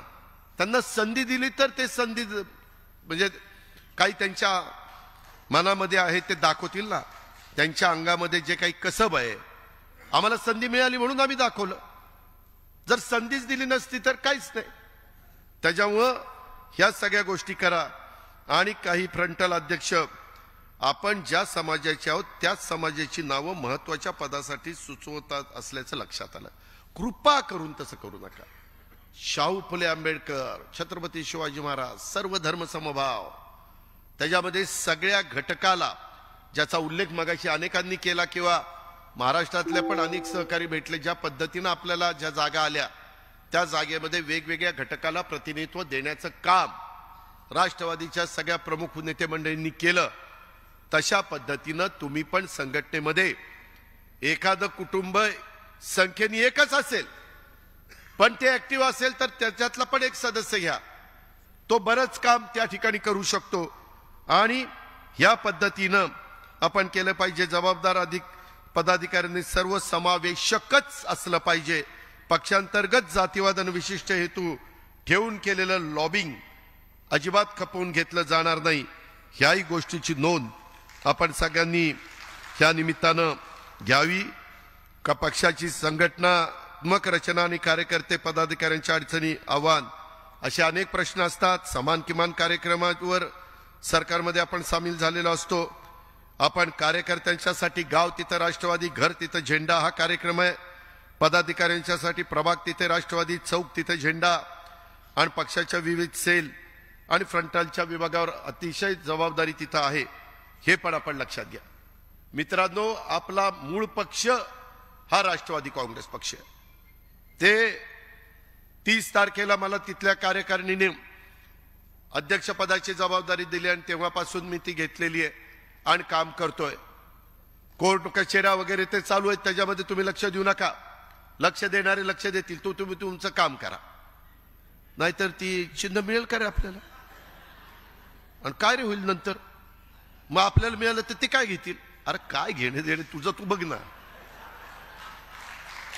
तुझं तू बघ ना. आपलं आपल्याला काम करा ना. पण भावकी, आपल्याला जळगाव मधनं बऱ्याच लोकांना निवडून आणायचंय. जोर ठेवा ठेवा ठेवा. त्याच्यामध्ये मला तुम्हाला एक सांगायचंय की खरोखरीच मी कुठंतरी तुम्हाला नावमेद करतो, तुम्हाला कुठंतरी काहीतरी चुकीचं सांगतो असं समजू नका. मी फार स्पष्ट वक्ता आहे. मला छक्केपंजे करता येत नाही. जे काही ते दूध का दूध पाणी का पाणी. काही चुकलं तर आम्ही सांगू भाऊ आपलं चुकलंय आणि मागं झालेलं आहे. काही शब्द आमच्याकडनं चुकीचे गेले ते चव्हाण साहेबांच्या समाधीच्या इथं दिवसभर बसलो होतो. त्याच्या संदर्भामध्ये चुकतं माणसाचं. मी नेहमी सांगतो कार्यकर्त्याला, अरे बाबा काम करतो ती चुकतो. उद्या ह्याच्यातल्या एखाद्याने कामच केलं तर चुकल कसा? कामच करत नाही म्हणजे इथं बोट दाखवलं म्हणजे ती काम करत नाही असं नाही. ते लक्षात घ्या. जो काम करत नाही तो चुकतच नाही. आम्ही 100 कामं केली तर 2-4-5 चुका देवीदासची होणार ना. त्याच्यामध्ये चुकीचं काय? पण आमच्या लक्षात आणून दिलं. आमचे दिलीप मोहिते लगेच लक्षात आणून देतात, आजी तिथं असं झालं, लगेच मी दुरुस्त करायचा प्रयत्न करतोय. म्हणजे गमतीचा भाग जाऊ द्या, पण बाबांनो हे करावं लागतं. हे त्याच्यात आपला स्वतःचा कमीपणा काही नाही. रोज माणूस नवीन शिकण्याचा प्रयत्न करत असतो. सर्व गुण संपन्न शिकून कुणीच आईच्या पोटात जन्माला येत नाही. रोज नवीन. कधी कधी माझ्या वयाच्या पेक्षा तरुणबाण 22-25 वर्षाची युवती किंवा युवक हा जास्त बुद्धिमान असू शकतो. आपण मान्य केलं पाहिजे की ठीक आहे तो जास्त बुद्धिमान आहे. आणि एखादा सल्ला त्याला विचारायची वेळ आली तर कमीपणा वाटण्याचं कारण नाही. घ्यायचा सल्ला काय बिघडतंय? त्याच्या संदर्भामध्ये उलट आपल्या ज्ञानामध्ये भर पडते. ह्याही गोष्टीचा विचार माझ्या कार्यकर्त्यांनी, माझ्या सहकारी मित्रांनी ह्या शिबिराच्या निमित्तानं त्या ठिकाणी केला पाहिजे. नागरी माझी दुसरी एक विनंती आहे सूरज, तुला तर मी मगाशी सांगितलं ते इतक्या दिवसाच्या आत सगळ्या संघटना आणि माझी आमदारांना आणि सगळ्या लोकप्रतिनिधींना विनंती, तर प्रमुख पदाधिकाऱ्यांना विनंती आहे की तिथं लवकरात लवकर नावं देण्याचा प्रयत्न करा. जे खरोखरीच काम करतात अशांची नावं द्या. त्याच्यामध्ये उगीच द्यायचं म्हणून दाव देऊ नका. त्याने काम केलं पाहिजे, पुन्हा नाही काम केलं तर मला त्यांना काढावं लागेल आणि ते काढण्याची नामुष्की ही माझ्याकडं. काय रे, कुठं लावलं होतं? काय बाबा, कुठं लावल सांगता येत नाही.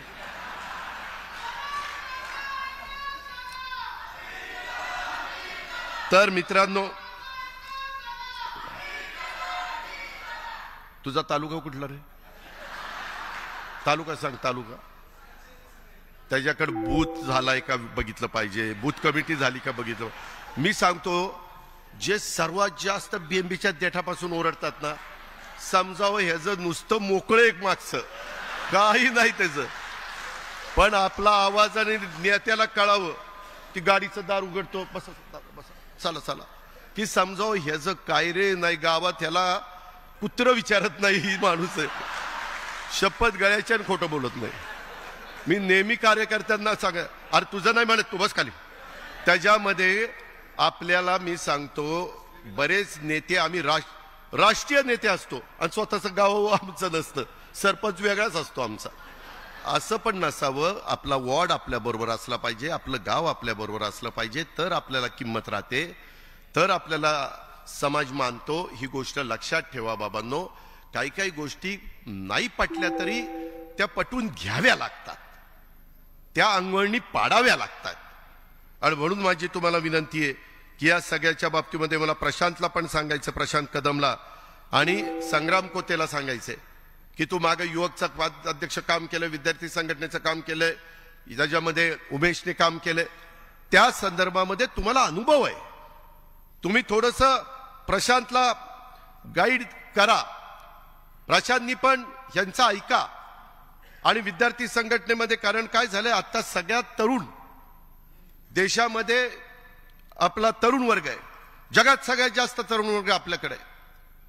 परंतु काही वर्षांनी, 20 वर्षांनी ज्यावेळेस 160 कोटीला जाऊ आपण, त्याच्यात काय हाय गाय नाही, ते जाऊ तिथं, तर 140 ते 160 होऊ, त्यावेळेस सगळ्यात ज्येष्ठ असणारा जगातला देश हा भारत झालेला असेल. माझी तर मी एक दुसऱ्या 2 गोष्टी थोड्याशा तुमच्या सगळ्यांच्या समोर ठेवतो, सूतवाच करतो. मला काम करत असताना मी नेहमी विचार करतो की पुढं आम्ही पण काही ताम्रपट घेऊन जन्माला आलेलो नाही. आम्हाला माहिती आहे की जनतेचा पाठिंबा, जनतेचा पाठबळ, आशीर्वाद आहे, तोपर्यंत आपण त्या ठिकाणी आहोत. पण मित्रांनो, आपल्याला एक विचार करावा लागेल, पुढच्या पिढीच्या करता आता काही करून 1 किंवा 2 आपत्त्यावर थांबलं पाहिजे. त्याच्याबद्दल कायदा करावा लागला तरी नरेंद्र मोदी साहेबांनी करावा. कुठल्या जातीनं, धर्मानी, पंथांनी कुणी काही सांगितलं नाही, देवानी काही सांगितलं नाही, अल्लानी काही सांगितलं नाही की कितीही पैदास करा म्हणून. 1 किंवा 2 आपत्त्यावर नाही थांबलो तर काही वर्षांनी ह्या देशाचं अशी परिस्थिती निर्माण होईल, पाणी प्यायला राहणार नाही, इतर घराची व्यवस्था करता येणार नाही. त्यामुळं माझं तर त्या संदर्भात समान नागरी कायदा आणि समान नागरी कायद्याच्या बद्दल एक गैरसमज आहे माझ्या मागासवर्गीयांच्या, आदिवासीमध्ये, आमच्या भटक्यांच्या मध्ये. हा आरक्षणाला ह्याच्यात कुठेही धक्का नाही, ही गोष्ट लक्षात घ्या. समान नागरी कायदा म्हणजे ह्या देशात जन्माला आलेल्या प्रत्येकाला कायदा सारखा. आरक्षण वेगळं, आरक्षण तुमचं राहणारच, ते आरक्षण कुणी काढून घेऊ शकत नाही. कुणी राज्यकर्ते असले तर जी परिस्थिती निर्माण झाली, डॉक्टर बाबासाहेब आंबेडकरांनी त्या काळामध्ये वेगळं सांगितलं होतं, परंतु नंतर अनेक सरकार आली, आरक्षण राहिलंय, मी नंतर त्याच्यावर येणार आहे. पण माझं म्हणणं आहे की समान नागरी कायदा त्याबद्दलचा पण विचार करा, त्याबद्दल काहीतरी भूमिका सर्व राजकीय पक्षांना घ्यावी लागेल. त्याच्यात कुठली शंका कुशंका त्रुटी वाटली तर त्याचा चर्चा करू, चर्चेतनं नेहमी चांगलं बाहेर येतं. पण पुढच्या पिढीचा काय भवितव्य आहे ते देखील आताच्याच राज्यकर्त्यांनी त्या गोष्टीचा विचार करायचा असतो. पुढच्यांनी नंतर आल्यावर नाही म्हणायचं अरे मागच्यांनी आपल्याला हे केलं असतं तर कशाला ही वेळ आली असती, हे म्हणण्याची वेळ त्या बाबतीमध्ये येऊन द्यायची नाही. ह्याच्यात वेगवेगळे मतप्रवाह असू शकतात मी चर्चेच्या करता हे दिलेलं आहे. मी पुन्हा सांगतो, हे चर्चेच्या करता ह्या दोन गोष्टी आहेत. परंतु मागे पण इमर्जन्सीच्या काळामध्ये 75 साली 5 कलमी कार्यक्रम संजय गांधींनी आणला होता, काही जुन्या लोकांना आठवत असेल. पण तो कार्यक्रम नीट राबवला गेला नाही, त्याचा अतिरेक झाला आणि त्याची किंमत त्यावेळेस 77 साली इंदिराजींना मोजावी लागली. आणीबाणी पण होती आणि बाकीच्या पण गोष्टी. त्याच्यावर कुठल्याही गोष्टीचा अतिरेक होऊन द्यायचा नाही, चर्चा करून त्याच्यातनं मार्ग काढायचा. आणि म्हणून हे दोन मुद्दे मी कॉमन मिनिमम आपले हे जे समान नागरी कायदा आणि कुटुंब नियोजन मर्यादित ह्याबद्दलचं त्या 1 किंवा 2 पेक्षा नाही, दोन्ही मुली झाल्या तरी माझ्या वंशाचा दिवा काय लावत नाही. मुली जास्त वंशाचा दिवा लावतात पण पोरं लावत नाही, असा काहींना अनुभव आहे, काहींना. नाहीतर मित्रांनो, ह्या सगळ्या गोष्टी करत असताना माझी प्रशांत कदमला पण सूचना आहे, येत्या निवडणुकीच्या साठी राज्यात 60 लाखाहून अधिक विद्यार्थी हे मतदार होणार आहेत. राष्ट्रवादी विद्यार्थी काँग्रेस पदाधिकाऱ्यांनी राज्यात महाविद्यालयात विद्यापीठात विद्यार्थी संपर्क अभियान राबवलं पाहिजे. या संपर्क अभियानात माध्यमातून विद्यार्थ्यांच्या अडचणी आपण समजावून घेतल्या पाहिजे. त्यातल्या रास्त अडचणीवर शासन स्तरावर निर्णय योग्य ते दिले पाहिजेत. घेतलेले निर्णय प्रभावीपणे माझ्या विद्यार्थ्यांच्या पर्यंत पोहोचतात की नाही हेही त्या बाबतीमध्ये बघितलं पाहिजे.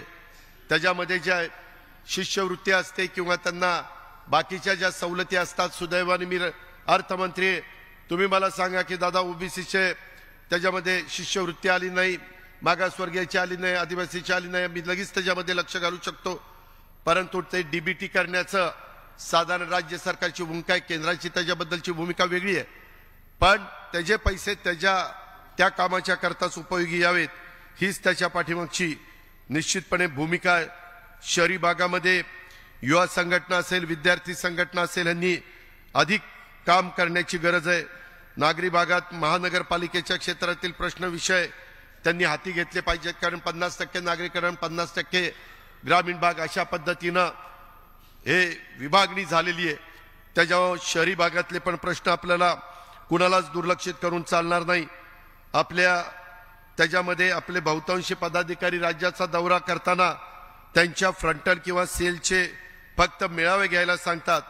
मेळाव्यापेक्षा सध्या आवश्यकता लोकाभिमुख उपक्रमाची आहे. विद्यार्थी दशेतच एखादा विद्यार्थी एखाद्या विचारांशी जोडला गेला तर अनेक वर्ष तो त्या विचारांवर ठाम राहतो. ह्या मुद्द्यांवर आधारित आपलं संघटन उभं राहिलं पाहिजे आणि त्याकरता मी मगाशी नावं घेतली त्या सगळ्यांनी काम करण्याची गरज आहे. त्याच्यामध्ये राज्यातील युवा वर्गाचे प्रश्न जाणून घेण्यासाठी आणि त्याला व्यासपीठ उपलब्ध करून देण्यासाठी युवा संपर्क अभियान प्रभावीरित्या राबवून युवकांची सनद तयार करायला लागणार आहे आणि त्यात शासन स्तरावर हाताळण्यात येणारे प्रश्न सोडवण्याच्या करता मी किंवा युवक कल्याण संजयकडे आहे, बनसोडेकडे, ते डिपार्टमेंट आपल्याकडे आहे, त्या डिपार्टमेंटचा उपयोग आपल्याला करून घेता येणार आहे. आपल्याकडे फार वेगवेगळी चांगली डिपार्टमेंट आली, त्याच्याकडे खेळाचं डिपार्टमेंट आहे, स्पोर्ट्स, त्याचाही उपयोग तरुण पिढीला चांगल्या पद्धतीने होऊ शकतो. आणि त्यामुळे ह्या सगळ्याचा किंवा आज आणि काल 2 दिवस शिबिराच्या निमित्तानं ज्या काही सूचना वेगवेगळ्यांनी केलेल्या आहेत त्याच्याही संदर्भातलं शिवाजीराव टिप्पण करून माझी दर मंगळवारी मंत्र्यांची जी बैठक असते त्याच्यामध्ये आपण हेही जबाबदारी आणि त्याचं अवलोकन पण करू किंवा दिलेली जबाबदारी ते पार पाडतात की नाही अशा पद्धतीनं पुढे जाण्याचं काम करू. पक्ष संघटना हे जर पक्षाचं शरीर असेल तर कार्यकर्ता हा पक्षाचा आत्मा असतो आणि पक्षाची संघटनात्मक रचना, कार्यकर्ते, पदाधिकाऱ्यांच्या अडचणी, आव्हानं हे सगळे प्रश्न आपल्याला सोडवायचे असतात. पक्ष संघटनेत सातत्यपूर्ण नियमित कार्यक्रम असले पाहिजे. तेही कार्यक्रम आता आम्ही तयार करतो. 31 डिसेंबर पर्यंत तुम्ही पदाधिकारी नेमा, ते कार्यक्रम तुम्हाला दिल्यानंतर ते कार्यक्रम राबवा. कार्यक्रमातनं माणसं जोडली जातात, कार्यक्रमातनं संघटनेला पण बळकटी येते. कार्यक्रमातनं आता परवा आमच्या घाऱ्यांचा एक कार्यक्रम होता, त्या कार्यक्रमाच्या निमित्तानं दिमागदार कार्यक्रम झाला. तो कार्यक्रम बघून काही कार्यकर्त्यांनी, सुधाकर घारेंचा, काही कार्यकर्त्यांनी लगेचच शेतकरी कामगार पक्षातनं आपल्या पक्षामध्ये इथंच बाहेर पक्षप्रवेश केला. म्हणजे शेवटी आपल्याला हे सगळं करावं लागणार आहे. आणि तुम्ही लोकांना सांगा, मी पण या निमित्तानं जनतेला सांगू इच्छितो, आम्ही कुठंतरी काहीतरी पाहिजे म्हणून इथं आलेलो नाहीये. सत्तेमध्ये येऊन सत्तेच्या माध्यमातून बहुजनांच्या पर्यंत त्यांचे प्रश्न सोडवण्याचं काम झालं पाहिजे. सर्व जाती धर्माच्या लोकांना न्याय देता आला पाहिजे. तिथं कुठेही कुठली अडचण येता कामा नये. हा त्याच्यातला महत्वाचा बाब आहे. ही पण बाब तुम्ही सगळ्यांनी लक्षामध्ये घेतली पाहिजे. शासनाच्या विविध लोकोपयोगी निर्णयाची माहिती उत्तम कॉन्टेंटच्या माध्यमातून प्रभावीरित्या तरुणांच्या पर्यंत पोहोचवण्याचं काम देखील हे सोशल मीडियाच्या सेलची यंत्रणा त्यांनी केलं पाहिजे. वैद्यकीय शिक्षण आणि आरोग्य विभागाच्या मदतीनं देखील विद्यार्थी वर्गाची मोफत आरोग्य तपासणी हेही कार्यक्रम माझ्या प्रशांत कदम आणि सहकारी मित्रांनी त्याच्यामध्ये राबवले पाहिजे. अशा प्रकारचं माझं त्यांना सगळ्यांना सांगणं आहे आणि तशा प्रकारची माझी त्यांना सूचना देखील आहे. हे पण आजच्या या शिबिराच्या समारोपाच्या भाषणाच्या निमित्तानं मी आपल्या सगळ्यांना सांगू इच्छितो. मित्रांनो, इतर पण अनेक वेगवेगळ्या प्रकारचे मुद्दे आहेत. उदाहरणार्थ कालच्या पावसामुळं त्याच्यामध्ये पुन्हा एकदा राज्यातल्या माझ्या बळीराजाचं, माझ्या शेतकऱ्यांचं मोठं नुकसान झालेलं आहे. तिथं मदत पुनर्वसन मंत्री पण फिरतायत, बाकीचे मंत्री पण फिरतायत, आमचे शिवसेनेचे पण फिरतायत, भारतीय जनता पक्षाचे पण फिरतायत. आजचं अधिवेशन संपलं की पुन्हा राहिलेल्या ठिकाणी पण जाण्याचं काम आम्ही सगळेजण त्या बाबतीमध्ये करू. या शेतकऱ्यांना केंद्राकडनं अधिकाधिक मदत कशी मिळवून देता येईल आणि राज्यातील पायाभूत विकासासाठी केंद्र सरकारकडनं जास्तीत जास्त निधी हा आपल्याला कसा आणता येईल, त्या कमिटीचे अध्यक्ष अमित भाई शाह आहेत. त्यांनाही भेटून मुख्यमंत्री मी देवेंद्रजी त्यांनाही आम्ही सांगू आणि ह्या अडचणीमध्ये असणाऱ्या माझ्या कष्टकाराला, माझ्या शेतकऱ्याला मदत करण्याचं आम्ही ठरवलेलं आहे. पंचनामे सुरू आहेत. परवाच कॅबिनेटमध्ये तशा प्रकारची चर्चा आम्ही सगळ्यांनी केलेली आहे आणि नागपूरच्या अधिवेशनामध्ये 2-3 दिवसांनी 4 दिवसांनी त्याच्या संदर्भातल्या बाकीच्या गोष्टी, पीक विमा उतरवलेला आहे, त्याच्यामध्ये कृषी मंत्री इथं आहेत. 1 रुपयामध्ये पीक विमा उतरून बाकीचे हजारो कोटी रुपये राज्य सरकारने आणि केंद्र सरकारने मिळून त्या माझ्या शेतकऱ्याचे भरलेले आहेत. आणि असं नुकसान झाल्यानंतर त्याला विम्याचे पैसे कसे मिळतील, त्याकरता त्याला कुठं टोकाची भूमिका घ्यावी लागणार नाही. अशा प्रकारचं देखील काम आपण सगळेजण मिळून करतोय. राज्यामध्ये सत्तेत सहभागी होताना महायुती सरकारला किमान समान कार्यक्रमावर आधारित आपण सगळ्यांनी पाठिंबा दिलेला आहे. सर्वांची साथ, सर्वांचा विकास हा एकच नारा प्रत्यक्षात आणण्यासाठी आपण राज्याच्या सत्तेमध्ये सहभागी झालेलो आहे. महाराष्ट्र हा सर्व जाती, धर्म, भाषा, पंथ, प्रांताच्या लोकांच्या असून इथं सर्वांचं हित जपलं पाहिजे. इथं कोणावर अन्याय होता कामा नये, हीच खबरदारी आम्ही सगळेजण घेतोय. सर्व धर्म समभाव भारतीय संविधानाचा आत्मा आहे आणि संविधान आणि सर्व धर्म समभावाच्या विचारांशी राष्ट्रवादी काँग्रेस पक्ष कुठल्याही परिस्थितीमध्ये तडजोड करणार नाही. हे पण मी अतिशय निक्षून राज्यातल्या जनतेला आणि माझ्या पण जीवाभावाच्या सहकाऱ्यांना सांगू इच्छितो. त्याच्यामध्ये राज्य आपल्या राष्ट्रवादी काँग्रेस पक्षाचा प्रत्येक पदाधिकारी आणि कार्यकर्ता विचारशील असला पाहिजे. त्याचबरोबर या पुढील काळामध्ये त्यांना कृतीशील होऊन काम करावं. विचारांना कृतीची जोड ही आपल्याला द्यावी लागेल अशी अपेक्षा आमची सगळ्यांची आहे. तसं झालं तरच राष्ट्रवादी काँग्रेस पक्षाचा कार्यकर्ता आणि आपला पक्ष पुढे जाणार आहे याची जाण आणि याचं भान या पुढील काळात आपण सगळ्यांनी काम करत असताना ठेवलं पाहिजे. राज्यामध्ये आपल्या विचाराचे सर्वात जास्त मोठ्या संख्येने कसे उमेदवार निवडून येतील या सर्व उमेदवारांचं बाकीच्या बाबतीत मोदी ग्रामपंचायतीचा उल्लेख झाला. ग्रामपंचायतीचे पण निकाल बरे लागलेले आहेत, परंतु त्याच्यातनं हुरळून जाण्याचं कारण नाही, त्याच्यातनं खूप काही आपल्याला पाठिंबा असं समजण्याचं कारण नाही. अजून आपल्याला काम करावं लागेल, कारण पुढे स्थानिक स्वराज्य संस्था आल्या, तर त्या चिन्हावर लढल्या जाणार आहेत आणि त्याच्यामुळं आपण त्या बाबतीमध्ये अधिक लक्ष देऊन काम करण्याची गरज आहे, हे पण आपल्याला सगळ्यांना या निमित्तानं सांगायचंय. धर्मनिरपेक्षता पुरोगामित्व हा आपला पक्षाचा आत्मा आहे, हे पण मी सतत तुम्हाला सगळ्यांना सांगण्याचा प्रयत्न करतोय. सेक्युलर म्हणणाऱ्यांनी अनेकांनी, आता काही जण म्हणतात की तुम्ही कसं यांच्याबरोबर गेला, जर आम्ही शिवसेनेबरोबर आमच्या वरिष्ठांनी ठरवलं तर जाऊ शकतो. आणि मागं अनेकांनी काय काय घडलं ते सगळं सांगितलेलं आहे प्रफुल्लबाईंनी, त्याचा उल्लेख सुनील तटकरे यांनी पण आपल्या भाषणात केला. परत त्याची ओढत मी बसत नाही, परंतु मला त्याच्या संदर्भामध्ये एवढंच सांगायचंय, आज काही पक्ष हे स्वतःला सेक्युलर आणि दुसऱ्याला जातीवादी समजतात. स्वतःला सेक्युलर समजून घेणारे पक्ष आणि त्यांचे नेते आज इंडिया आघाडी म्हणून एकत्र आलेले आहेत आणि भाजप आणि मित्र पक्षांवर जातीयवादी म्हणून टीका करतायत. देशातले महत्वाचे नेते आणि पक्षांनी कधी ना कधी बीजेपी सोबत सत्ता उपभोगलेली आहे. भाजप सोबत ते गेलेले आहेत. त्यांनी विचारधारा सोडली का? नाही सोडली. ममता बॅनर्जी आज त्या पश्चिम बंगालच्या मुख्यमंत्री आहेत, त्याच्या आधी त्या भाजपच्या सरकारमध्ये मंत्री होत्या ना रेल्वे खात्याचं. त्याच्या संदर्भात फारुख अब्दुल्ला हे पण त्या ठिकाणी मंत्री होते. त्याच्यामध्ये मेहबूबा मुफ्ती, त्याच्यामध्ये नितीश कुमारांनी अनेकदा एकदा इकडे एकदा तिकडे ठीक आहे, त्यांना योग्य वाटलं त्यांनी केलं, त्याच्याबद्दल आम्हाला काही म्हणायचं नाही. पण आम्ही सेक्युलरवादी आहोत आणि मग त्यांनी निर्णय घेतला तर योग्य, इतरांनी घेतला तर हे लोक जातीवाद्यांच्या बरोबर गेलेले आहेत. त्याच्या संदर्भामध्ये मायावती भाजपसोबत हे जाऊन सुद्धा त्यांनी आपली विचारधारा जपली आणि आपल्या राज्यातल्या देशातल्या विकासासाठी भाजपची साथ देखील दिली. हा इतिहास आहे. हा इतिहास विसरता येणार नाही, नाकारता येणार नाही. ज्येष्ठ समाजवादी नेते आज हयात नाही, जॉर्ज फर्नांडिस यांच्या पुरोगामित्वावर कधी कोणी शंका घेतली नाही.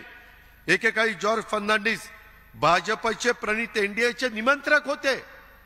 त्यांनी खऱ्या अर्थाने देशात पहिल्यांदा भाजपला सत्तेवर आणलं. जर या देशामध्ये जॉर्ज फर्नांडिस यांना भाजपची ॲलर्जी नव्हती तर आम्हाला काय अडचण त्या ठिकाणी आहे? ज्या इंडिया आघाडीला नेता आजपर्यंत ठरवता आलेलं नाही, त्यांना आघाडीच्या लोगोवर एकमत करता आलेलं नाहीये, आघाडीची बैठक कुठं घ्यायची हे ठरवण्यासाठी महिन्यापासूनच अधिकचा कालावधी त्यांना लागतो. अशा परिस्थितीमध्ये असताना हा देश या लोकांच्या हातात सोपवायचा का याचा विचार हा देशातल्या जनतेने केला पाहिजे. गोंधळलेलं राज्य ते विकसित राज्य अशा पद्धतीचा प्रवास त्या बाबतीमध्ये चाललेला आहे आणि त्याच्यामुळं एकंदरीतच उद्योगधंद्यांवर, गुंतवणुकीवर, राजकीय सामाजिक परिस्थितीवर परिणाम होऊ नये म्हणून एक मजबूत सरकार, एक मजबूत नेता ज्यांनी देशाची शान जगामध्ये अनेक राष्ट्रांमध्ये वाढवण्याचं काम केलं, ज्यांनी त्या ठिकाणी G20 आपल्या देशामध्ये भरवण्याचं काम केलं, त्यावेळेस महाराष्ट्राच्या हितासाठी वरिष्ठांच्या मान्यतेने भाजपसोबत जाण्याचा निर्णय घेतलेला होता. हे पण आपल्याला प्रफुल्लबाईंनी, मी आणि अनेकांनी सांगितलेलं आहे. परंतु मुख्यमंत्री देवेंद्रजी झाले, परंतु काहींच्या दुराग्रहामुळे ते सरकार टिकलं नाही. ते सरकार कोणत्या परिस्थितीत स्थापन झालं, त्यावेळेसच्या राष्ट्रवादीच्या नेतृत्वाने आधी कोणती भूमिका घेतली होती, नंतर भूमिका कशी बदलली, हे यापूर्वी मी अनेकदा सांगितलं, पुन्हा मी सांगत बसत नाही. परंतु राजकारणात, समाजकारणात काम करताना दिलेला शब्द पाळणारा मी कार्यकर्ता आहे आणि त्याच्यामुळं मी शब्दाचा पक्का माणूस असल्यामुळे प्रसंगी राजकीय नुकसान सहन करून देखील शब्द पाळण्याची माझी तयारी असते. म्हणून महाराष्ट्रात आज शब्दाचा पक्का अशी माझी काही प्रमाणात का होईना ओळख आहे, हे कुणी नाकारू शकत नाही. एकच हे आपण सगळ्यांनी लक्षामध्ये ठेवावं. महाराष्ट्र हे देशातलं क्रमांकाचं 1चं राज्य आहे. देशात अस्थिरता असेल तर काय देशाचं वाटोळं होतं हे पाकिस्तानचं उदाहरण त्या ठिकाणी घ्या. पाकिस्तानचे देशाची सारखी अवस्था कशी झालेली आहे, तिथं कधी काय होईल, तिथला पंतप्रधान सुद्धा कधी जेलमध्ये जाईल याची शाश्वती देता येत नाही. अशा परिस्थितीत देशाचा विकास होत नाही, देशात गुंतवणूक होत नाही, परदेशी गुंतवणूकदार येत नाही, उद्योजक येत नाही.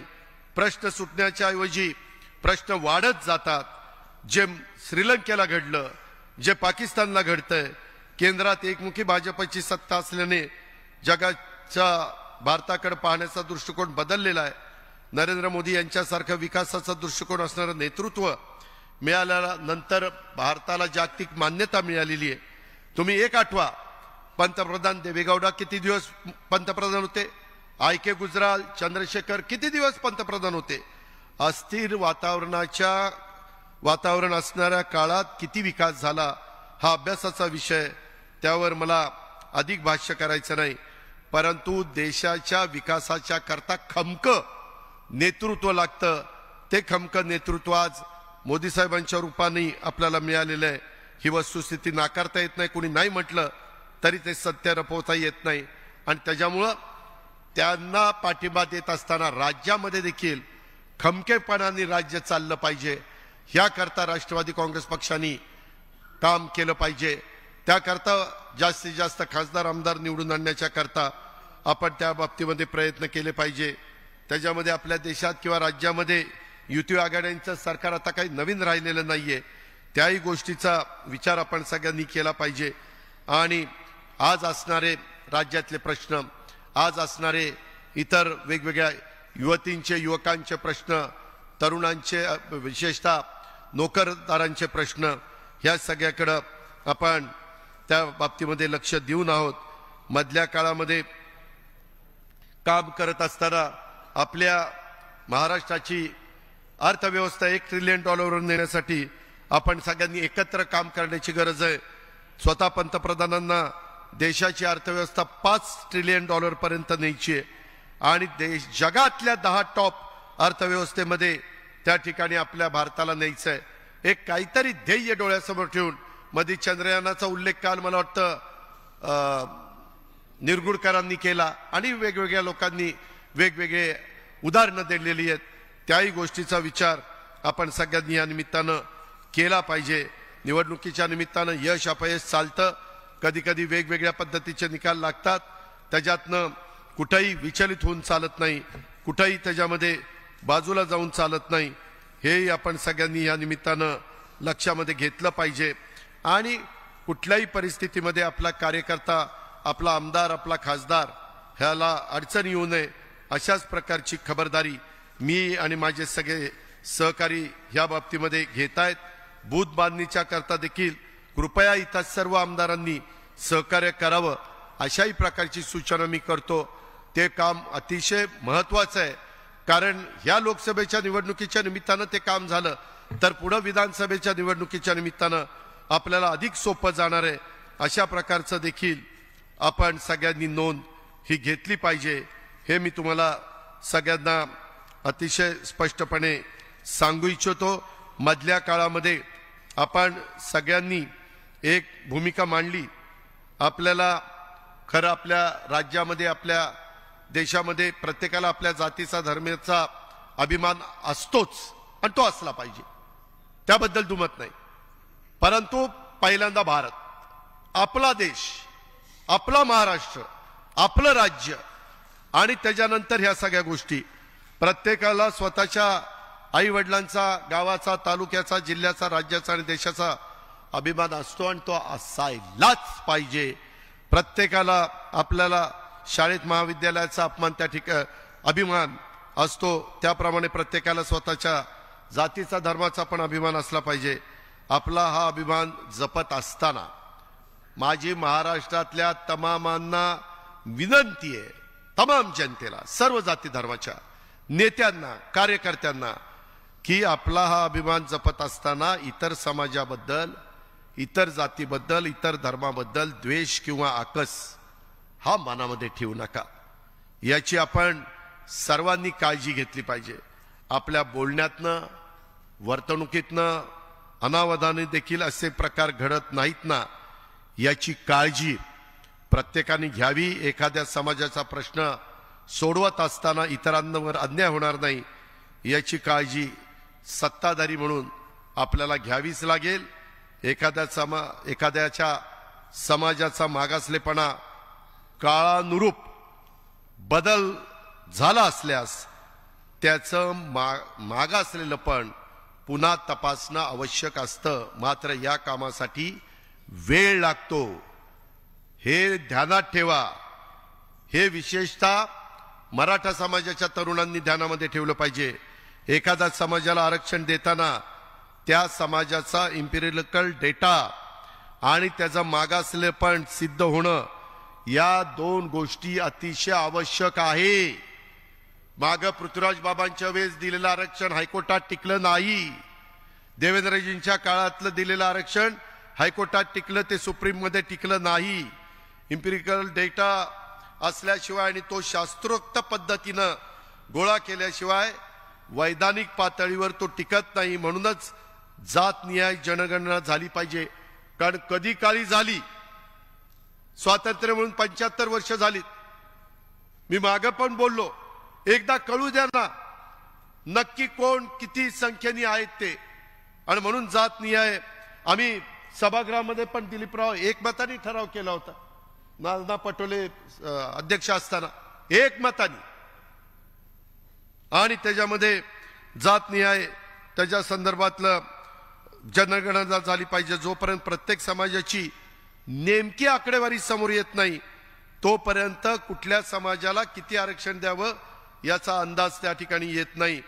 आणि म्हणून आत्ताचं जे काही वातावरण आहे, सध्या तुमच्या माझ्या राज्यामध्ये जाती जातीत भांडणं उभी राहण्याचं जे सामाजिक चित्र आहे ते दुर्दैवी आहे. हे पाहता आज महाराष्ट्राला पुन्हा महापुरुषांच्या विचाराकडे घेऊन जाण्याची गरज आहे असं मला वाटतं. आपल्याला पुन्हा एकदा आपल्या इतिहासाकडे वळून बघण्याची गरज आहे. मित्रांनो, छत्रपती शिवरायांनी 18 पगड जातीला बरोबर घेऊन स्वराज्य निर्माण केलेला आपण छातीठोकपणे सांगतो. तो इतिहास ऐकल्यानंतर आज देखील एकदम अंगावर शहारे येतात.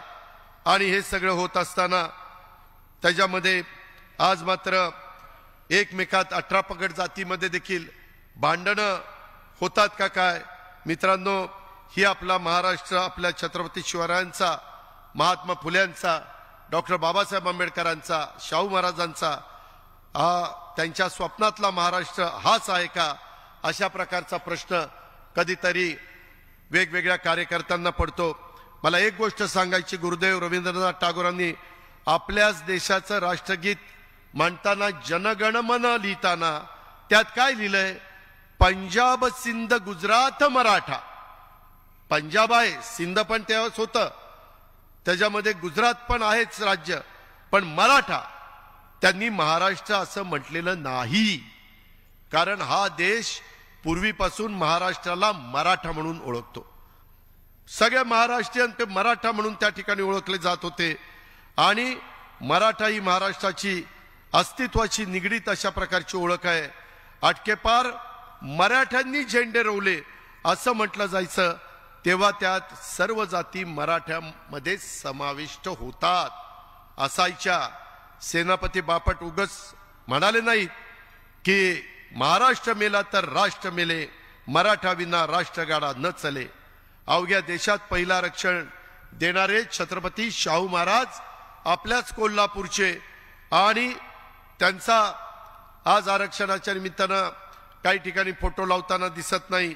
पुण्यश्लोक अहिल्यादेवी होळकर यांनी महाराष्ट्रासाठी एक आदर्श अशा प्रकारचं काम केलं. त्यांनी केलेलं कार्य एका समाजाच्या करता नव्हतं, सर्व समाजाच्या कल्याणाच्या करता होतं. त्यांच्या बारव, त्यांच्या पाण्याच्या वेगवेगळ्या प्रकारच्या केलेल्या व्यवस्था, त्यावेळेसची बांधणी.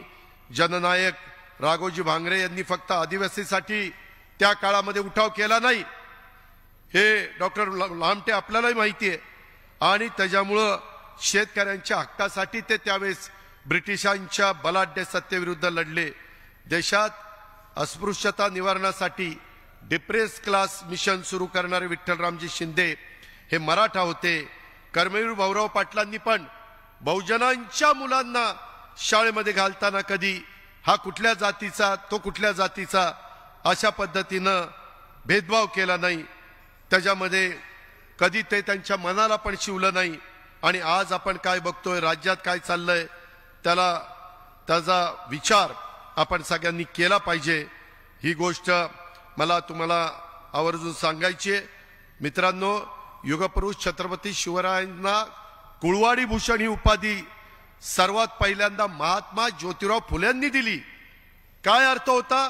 कुणब्यांच्या म्हणजे शेतकऱ्यांच्या हिताचा विचार करणारा राजा, असा त्याचा अर्थ होता.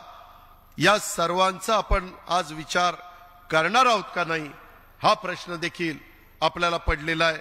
मराठ्यांनी मध्ये नुसते कुणबी नसते तर महात्मा फुलेंनी ही उपाधी दिली असती का?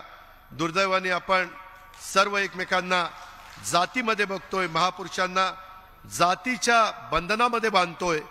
आपलं पोर शिकलं पाहिजे, त्याने आयुष्याच्या लढाईत पुढे गेलं पाहिजे, हे प्रत्येक आई बापाचं स्वप्न असतं. त्याच्यात गैर काहीच नाहीये. पण दुसऱ्याचं पोर शिकत आहे, पुढे जात आहे, याचा आपण द्वेष कधीपासून करायला लागलोय. मित्रांनो, हा विचार महाराष्ट्राचा नाही, आपला नाही. तुम्हाला उदाहरण सांगतो. पवार, जाधव, गायकवाड ही अशी कित्येक आडनावं, अनेक आडनावं तुम्हाला महाराष्ट्रातल्या प्रत्येक जातीमध्ये सापडतील. मराठा ही भावकी होती, शेती करणारा कुणबी होता, मग तो कुठल्याही जातीचा असू द्या. आधीच्या काळापासून महापुरुषांच्या मध्ये देखील वाद होते, वाद नव्हते असं नाही, मतभेद होते. लोकमान्य टिळक आणि महात्मा फुले यांच्यात मतभेद होते. मात्र टिळकांना न्यायालयात मदत करणारे तेच महात्मा ज्योतिराव फुले याच मातीतले होते, हे देखील विसरून चालणार नाही. त्यांच्यापासून आपण काही शिकणार आहोत का नाही? आदरणीय यशवंतराव चव्हाण साहेब दिल्लीला गेले तेव्हाचा तर इतिहास आपल्याला सगळ्यांना माहिती आहे की मारुतराव कन्नमवार आणि स्वर्गीय वसंतराव नाईक साहेबांना त्यांनी राज्याची धुरा दिली. बंजारा समाजाचे वसंतराव नाईक असताना ह्या राज्याचे सलग 11 वर्ष महाराष्ट्राचे मुख्यमंत्री म्हणून त्यांनी काम केलं. ही आज रेकॉर्ड आहे. आजपर्यंत कुठलाही मराठा मुख्यमंत्री सलग 11 वर्ष मुख्यमंत्री राहिलेला नाही. वसंतरावांना पाठबळ देणं हे मराठ्यांचं मोठेपण नाही का? गांधींची ज्यावेळेस हत्या झाली त्यावेळेसही महाराष्ट्रात जातीय दंगली झाल्या, तेव्हाच्या मराठा नेतृत्वाने हे लोण वाढू दिलं नाही. त्यानंतर सुद्धा वेळोवेळी गावात आणि राज्य पातळीवर दंगली होण्यासाठी समाजाला दूर ठेवण्याची भूमिका घेतली गेली. त्यावेळेस प्रसंगी समाजाचा रोष पत्करला. अशा कितीतरी गोष्टी आहेत. मला पुन्हा पुन्हा तुम्हाला सगळ्यांना सांगायचं आहे की आज महाराष्ट्रात समाजामध्ये तेढ निर्माण होईल अशी चिथावणीखोर भाषणं होत आहेत. या बाजूने होत आहेत, त्या बाजूने होत आहेत. समाजाला चिथावणी देऊन दुसऱ्या समाजाच्या विरोधामध्ये उचकवण्याचा काम केलं जातंय. हे बाबांनो थांबलं पाहिजे.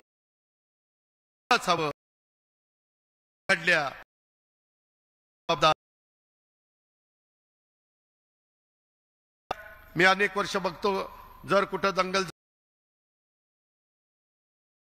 सांडतं ते गरीबाचं सांडतं, तरुण पोरांचं ह्याच्यात आयुष्य बर्बाद होतं. नावं आली तर पुढं नोकरीचा प्रश्न निर्माण होतो. आज महाराष्ट्रात कोणी राजकारणासाठी जातीमध्ये भांडण लावून दंगली घडून आणत असतील तर मी सांगतो, राष्ट्रवादी काँग्रेस पक्ष आणि हा अजित पवार ते होऊन देणार नाही. भले त्यासाठी किती मोठी किंमत मोजावी लागली तरी चालेल, तरी देखील हे होऊन दिलं जाणार नाही. जे आपल्या भावी पिढीच्या दृष्टिकोनातनं, राज्याच्या दृष्टिकोनातनं चुकीचं होणार आहे ते इथं होऊन दिलं जाणार नाही. साताऱ्यामध्ये तुम्हाला आठवत असेल, पुसेसावळीची दंगल झाली. तिथं मी अचानक एकटा गेलो. दंगलीत ज्यांना फटका बसला त्या कुटुंबाला भेटलो. दंगली होऊन गरिबाचं रक्त मी कदापि सांडू देणार नाही. मी आणि राष्ट्रवादी काँग्रेस पक्ष त्याच्या विरुद्ध आहोत आणि हाच आपला विचार आहे, तीच आपली भूमिका आहे. आणि म्हणून सगळ्यांना घेऊन आपण पुढे जाण्याचा काम करूया. आपल्या ताटात कमी असेल तर काढून दुसऱ्याला देणं ही आपल्या महाराष्ट्राची संस्कृती आहे. दुसऱ्याचं ताट ओढून घेणं ही आपली संस्कृती नाही. कोणाच्या ताटाखालचं मांजर होणं हे देखील महाराष्ट्राच्या रक्तात नाही. आजपर्यंत या सर्व पार्श्वभूमीवर आपण सर्वजण समाज म्हणून कधीपासून गोते झालोय याचा विचार झाला पाहिजे. आज लोक एकमेकांची लायकी काढतायत. हे काय? माणसाची लायकी जातीवर अवलंबून नसते, ती त्याच्या कर्तृत्वावर अवलंबून असते. छत्रपती शिवरायांच्या सन्यात रामोशी समाजाचे बहरजी नाईक स्वकर्तृत्वाच्या जोरावर हेर खात्याचे प्रमुख झाले, हे आपण कसं विसरतो? डॉक्टर बाबासाहेब आंबेडकरांच्या पाठीशी शाहू महाराज उभे राहिले होते, त्यांच्यासाठी त्यांनी माणगाव परिषद घेतली गेली होती, हेही आपण कदापि विसरू शकत नाही. द्रष्टे राज्यकर्ते सयाजीराव गायकवाड आणि भारतरत्न डॉक्टर बाबासाहेब आंबेडकरांचं नातं कदापि आपल्याला विसरता येणार नाही. आज कुठे आपण चाललेलो आहोत याचा विचार करायला हवा. छत्रपती शिवरायांच्या मावळ्यात जात नसते. संत ज्ञानेश्वर माऊली आणि जगद्गुरु तुकाराम महाराजांच्या वारकऱ्यांच्या मध्ये जात नसते आणि जातीचा अहंकार पण त्यांच्यात नसतो. ही महाराष्ट्राची संस्कृती आहे. तुकाराम महाराज त्यांच्या एका अभंगात उगाच म्हणाले होते का, बरे झाले देव कुणबी झालो. महाराष्ट्रात एक अशी जात नाही की ज्या जातीतनं संत निर्माण झालेले नाहीत, आणि आज आपण या संतांना त्यांच्या त्यांच्या जातीत बांधायला लागलोय. हे दुर्दैव आहे. गाडगे बाबांनी देखील प्रत्येक जातीसाठी धर्मशाळा काढलेल्या आपल्याला माहिती आहेत. फक्त स्वतःच्या जातीसाठी त्यांनी विचार केला नाही. राष्ट्रसंत तुकडोजी महाराजांनी देखील राष्ट्राचा आणि गावाचा विचार त्यांच्या ग्रामगीतातून मांडला. हेही नवीन पिढीनं विसरू नये, सगळ्या नेते मंडळींनी विसरू नये. आपल्याला गावगाडा सर्व जाती मिळून आपण चालवतो. सर्व जातींना एकमेकांच्या सोबत सामंजस्यानं राहिलं तरच गावाचा विकास होतो, उत्कर्ष होतो. त्यामुळे एकोपा ही गावाला आणि समाजाला पुढे नेण्याची पायरी आहे. हे आपल्याला कदापि विसरता येणार नाही. तू अलीकडचा मी पलीकडचा हे चालणार नाही. मराठा समाजासाठी त्यांचा न्याय हक्काचं स्वतंत्र आरक्षण असायला हवं, ही आपली ठाम भूमिका आहे. त्यासाठी आरक्षणाची मर्यादा वाढून घ्यायला हवी आणि त्यासाठीच जातीनिहाय जनगणना व्हायला हवी ही आपली मागणी आहे. ज्या मराठा समाजाच्या आणि इतर समाजाच्या लोकांच्याकडे कुणबी असल्याचे ऐतिहासिक कायदेशीर नोंदी असलेले दाखले आहेत, त्यांना शासकीय नियमानुसार कुणबी समाजाचं ओबीसी मध्ये असणारं आरक्षण मिळायला हवं. यात चुकीचं काय? कायदेशीर प्रक्रिया पार पाडून लोकांनी लोकशाही मार्गाने आरक्षण मिळण्याचा अधिकार कोणी कोणाचा हिरावून घेऊ शकत नाही. जाती जातीत दंगली करण्याची भाषा आणि कृती कृपा करून या शिवरायांच्या महाराष्ट्रामध्ये कुणी करू नये. एकमेकांना धमक्या ह्या कुणी देऊ नये. हा अजित पवार राजकारणात असेपर्यंत कोणालाही दंगली घडून गरिबांचं रक्त सांडायला देणार नाही. कोणाला तरी चिथावणी तसंच पोराबाळांचं करिअर उद्ध्वस्त होऊ देणार नाही. हीच माझी भूमिका आहे, हीच राष्ट्रवादी काँग्रेस पक्षाची भूमिका आहे. हाच आपला विचार आहे. हाच विचार आणि संदेश घेऊन आपल्याला भागाभागामध्ये जायचं आहे आणि आपल्या सगळ्यांची भूमिका त्या ठिकाणी मांडायची आहे.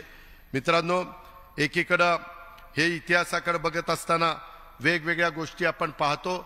माझी आपल्याला विनंती आहे की आम्ही एकनाथराव शिंदे, देवेंद्र फडणवीस, आम्ही सगळेजण, माझी सगळ्या लोकप्रतिनिधींना, महाराष्ट्रातल्या तमाम जनतेला, शेवटच्या माणसाला विनंती आहे की वेगवेगळ्या समाजाला दिलेल्या आरक्षणाला कोणत्याही प्रकारचा धक्का न लावता, त्याच्यामध्ये जसं मध्ये बिहारनी पण मला वाटतं 10% आरक्षण वाढवलं, ती काहीतरी कॅप होती 50%ची, ती कॅप देखील त्यांनी वाढवली. आपण मागं इजाबिजा झालेली आहे, तेव्हा हायकोर्टात आणि सुप्रीम कोर्टात ते टिकलं नाही. आता तिजा होऊन द्यायची नाही. आता आरक्षण देताना दुसऱ्या कुठल्याही घटकावर अन्याय न होता ते आरक्षण देण्याच्या बद्दलचं सगळं जे काही कार्यवाही करायची असते, मागास आयोग असेल, बाकीच्या सगळ्या गोष्टी असतील, शिंदे समिती असेल, बऱ्याच गोष्टी चालू आहेत, त्या सगळ्या व्यवस्थित करण्याच्या बद्दल एकनाथराव शिंदे, देवेंद्रजी, आम्ही सगळेजण त्या ठिकाणी प्रयत्न करतोय. त्याच्यात कुठेही आमच्यात मतभेद नाही. कधी कधी वेगवेगळ्या प्रकारच्या बातम्या प्रसिद्ध होतात, त्या बातम्यामध्ये काही अर्थ नसतो. प्रत्येक वेळेस तुम्हाला आम्हाला सांगता येत नाही. आता मधी कुठं मी सांगितलं होतं डेंगू, तू येऊन मला चाव, डासाला चावला, मला 14 दिवस थांबावं लागलं. अक्षरशः इतका विकनेस आलेला होता. त्याच्यामध्ये 7 दिवस दिवाळीचे गेले. त्याच्यामध्ये गर्दीत जाऊ नका म्हणून डॉक्टरांनी सांगितलं. 3 आठवडे गेले. खुशाल काय म्हणले, राजकीय आजार झाला. अरे कशाचा राजकीय आजार झाला? मी काय राजकीय आजारांनी लेचा पेचा घाबरणारा माणूस नाही. ते तसलं माझ्या रक्तात पण नाही. त्याच्यामुळं त्यामध्ये मी मागं 5 तारखेला सगळं तुम्हाला सांगितलेलं आहे, मी मागं जात नाही. परंतु शेवटी तुम्हाला एक गोष्ट सांगतो, आम्हाला सातत्याने गाफील ठेवण्यात आलं. ह्यामध्ये प्रफुल्ल पटेल, सुनील तटकरे आणि काही प्रमुखांच्या पासून ह्या सगळ्या गोष्टी सगळ्यांना माहिती आहे. मित्रांनो, इथं दिलीप वळसे पाटील आणि बाकीचे पण सगळे बसलेत. मी आपल्याला सांगतो हे जे काही घडलं आणि कार्यकारिणी झाली, मला कालही वर्किंग कमिटी आम्ही घेतली, त्या संदर्भामध्ये नीट ऐका.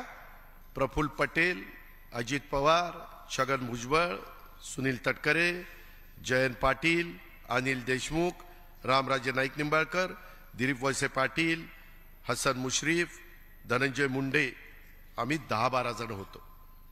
देवगिरीला बसलो होतो. हे अनेक दिवस चालले, त्याचा उल्लेख अधिकाऱ्यांनी केला. आम्ही काय करायचं. माझ्याच देवगिरीच्या हॉलमध्ये बसल्यानंतर डायरेक्ट साहेबांना सांगितलं तर काय वाटेल, म्हणून आम्ही सुप्रियाला माझ्या घरी बोलून घेतलं. तिला काहीच सांगितलं नाही. आम्ही सगळे बसलो. सुप्रियाला बोलवलं, तिला सांगितलं सगळे हे जीवाभावाचे सहकार्य आहेत. लोकशाहीमध्ये बहुमताला आदर द्यावा लागतो, तर त्या ठिकाणी संघटना पुढे जाते. आणि त्या प्रकारे बसल्यानंतर तिनं काय सांगितलं, मला 7 दिवस द्या.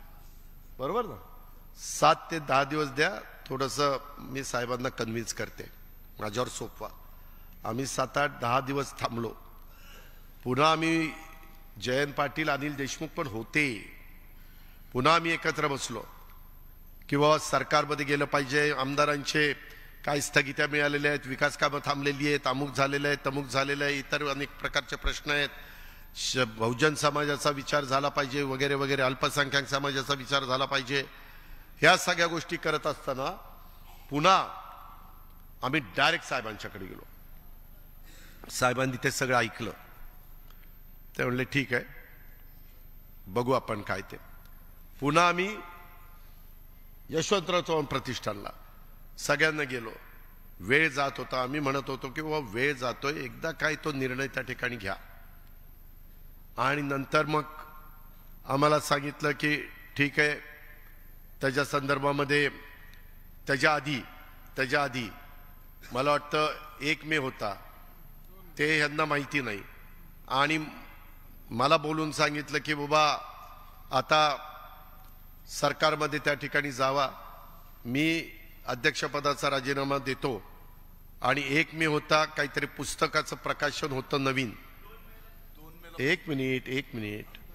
परंतु 1 मेला आम्ही अनेक जण कुठं झेंडावंदन वगैरे कार्यक्रम, कामगार दिन असतो आणि झेंडावंदन असतं, महाराष्ट्र दिन म्हणून 2 तारखेला तो कार्यक्रम झाला. 2 तारखेला यांना कुणाला माहिती नाही. घरातल्या फक्त 4घांना माहिती होतं आणि ते राजीनामा देणार होते. तशा पद्धतीने राजीनामा दिला. 15 लोकांची कमिटी तिथंच जाहीर केली आणि त्यांनी बसावं आणि अध्यक्ष निवडावा. त्याच्यामध्ये राजीनामा दिल्यावर सगळेजण एकदम आश्चर्यचकित झाले आणि त्याच्यातनं तिथं वातावरण वेगळं झालं. आणि मग नंतर ते घरी गेले. घरी गेल्यानंतर वेगवेगळ्यांनी वेगवेगळी प्रतिक्रिया त्या ठिकाणी दिली. मित्रांनो, इथं आनंद परांजपे बसलाय, इथंच आहे. आणि जितेंद्र आव्हाड यांना राजीनामा दिल्यानंतर सगळीकडं मीडियात आल्यानंतर त्यांना बोलून घेतलं आणि त्यांना सांगितलं की उद्यापासून चव्हाण प्रतिष्ठानला काही लोक, महिला, युवक वगैरे पाहिजे आणि त्यांनी तिथं आंदोलन करायचं. अरे आम्हाला सांगा ना, म्हणजे राजीनामा परत घ्या. मला काही कळलं नाही. हे का मला कळलंच नाही माणिकराव, का? म्हणजे जर द्यायचा नव्हता तर कोण नाही द्यायचा. त्याच्या संदर्भामध्ये ही घोषणा मग रोज जाऊन बसायची तिथं. आणि ती ठराविकच टाळकी होती तिथं. ठराविकच, एक आमदार पण नव्हता. जितेंद्र सोडला तर एक आमदार पण नव्हता. आम्हालाही काही कळना काय चाललंय हे. मला एक सांगतायत, इतर एक सांगतायत. मागं तर सगळी हिस्ट्री मी तुम्हाला सांगून टाकली. ते पुन्हा मला उगाळत बसायचं नाही. लोक म्हणतील किती दिवस यांचं हेच ऐकायचंय, हे तुमचं तुम्ही बघा म्हणतील. आपल्याला विकासाचं ध्येय घेऊन पुढे जायचं. पण ही गोष्ट परिवारातले सदस्य म्हणून तुम्हाला माहिती पाहिजे. आणि मग त्याच्यानंतर पुन्हा तो राजीनामा मागे घेतला गेला वगैरे. आम्हाला सांगण्यात आलं की बाबा माझ्यानंतर सुप्रियाला राष्ट्रीय अध्यक्ष करा, सगळ्यांनी तयारी दाखवली, सगळ्या काही गोष्टी ठरलेल्या होत्या. हे जे काही धरसोड आणि गाफील ठेवलं जातं ते बरोबर नाही. एकदा सांगा की हे मला पटत नाही, हे ज्यात तुम्ही एक गाव दोन तुकडे, विषय संपला.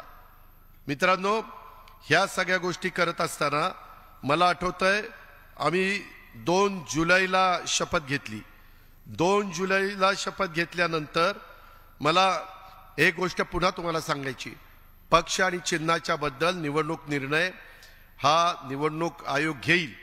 कोडबाजी, पक्षांतरबंदी केसेस, त्याच्यामध्ये वेळ कमी आहे, तुम्ही त्याच्यात काही जास्त लक्ष देऊ नका. प्रांताध्यक्ष जेवढ्यांना सांगतील त्या पद्धतीने त्यांनी करा.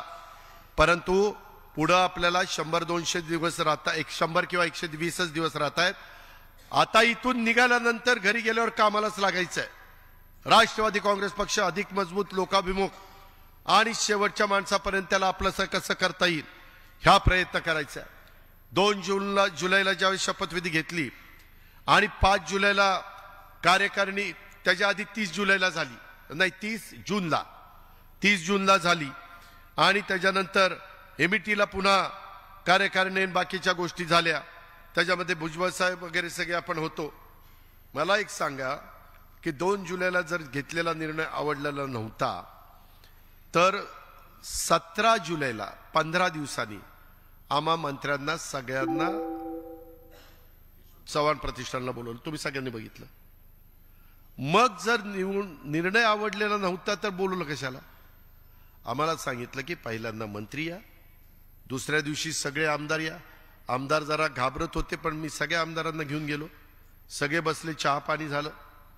त्याच्यामध्ये तिसऱ्या दिवशी त्यांच्याबरोबर काही 7-8 जण राहिले, त्यांच्याशी चर्चा होणार होती आणि पुन्हा सगळं सुरळीत होणार होतं. हे आम्हाला सांगितलं गेलं. गाडी ट्रॅकवर आहे, गाडी ट्रॅकवर आहे, गाडी ट्रॅकवर आहे, असं आम्हाला काही जणांच्याकडनं कळायचं. आम्ही म्हटलं ठीक आहे. आणि ह्याच्यात वेळ गेला. ह्याच्यात तटकरे साहेब पण म्हणायचे अरे आम्हाला लवकर सांगा, आम्हाला पुढे जायचंय, तुम्ही बाबा असं स्टेटमेंट करू नका. हिनं काही स्टेटमेंट केलं तरी अगं रुपाली तू तसं स्टेटमेंट करू नको, असं त्या ठिकाणी बोललं जायचं. आणि सगळं काही पूर्ववत पद्धतीनं करायचं, अशा पद्धतीनं निरोप यायचे. म्हणजे तुम्ही आम्हाला गाफील ठेवता का? मी फसवणूक म्हणणार नाही, गाफील. त्याच्या संदर्भामध्ये एवढंच सगळं झालं. ते सगळं झाल्यानंतर 18 जुलैला मला एका उद्योगपतीने पुण्यामध्ये जेवायला बोलवलं. नाही सॉरी 18 ऑगस्ट, मी चुकून म्हणलं. 18 ऑगस्ट नाही, 12 ऑगस्टला बोलवलं. आणि मला त्यांनी सांगितलं की काही गोष्टीची चर्चा झाली, इथं वरिष्ठ येतील, जयंत पाटील असतील, तुम्ही असेल आणि मी असेल, चौघांनी दुपारी जेवायचं.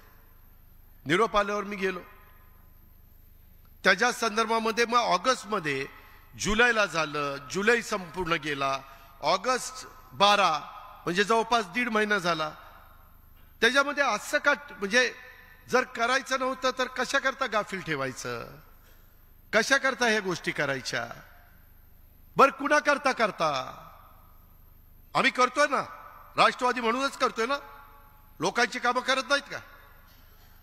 आज राज्यामध्ये आम्ही फिरू शकत नाही? आम्ही चांगल्या पद्धतीने सरकार चालू शकत नाही? मागे 2.5 वर्ष कोरोनाच्या काळामध्ये कोण काय करत होतं तुम्हाला माहिती आहे? उभे महाराष्ट्राने पाहिलं.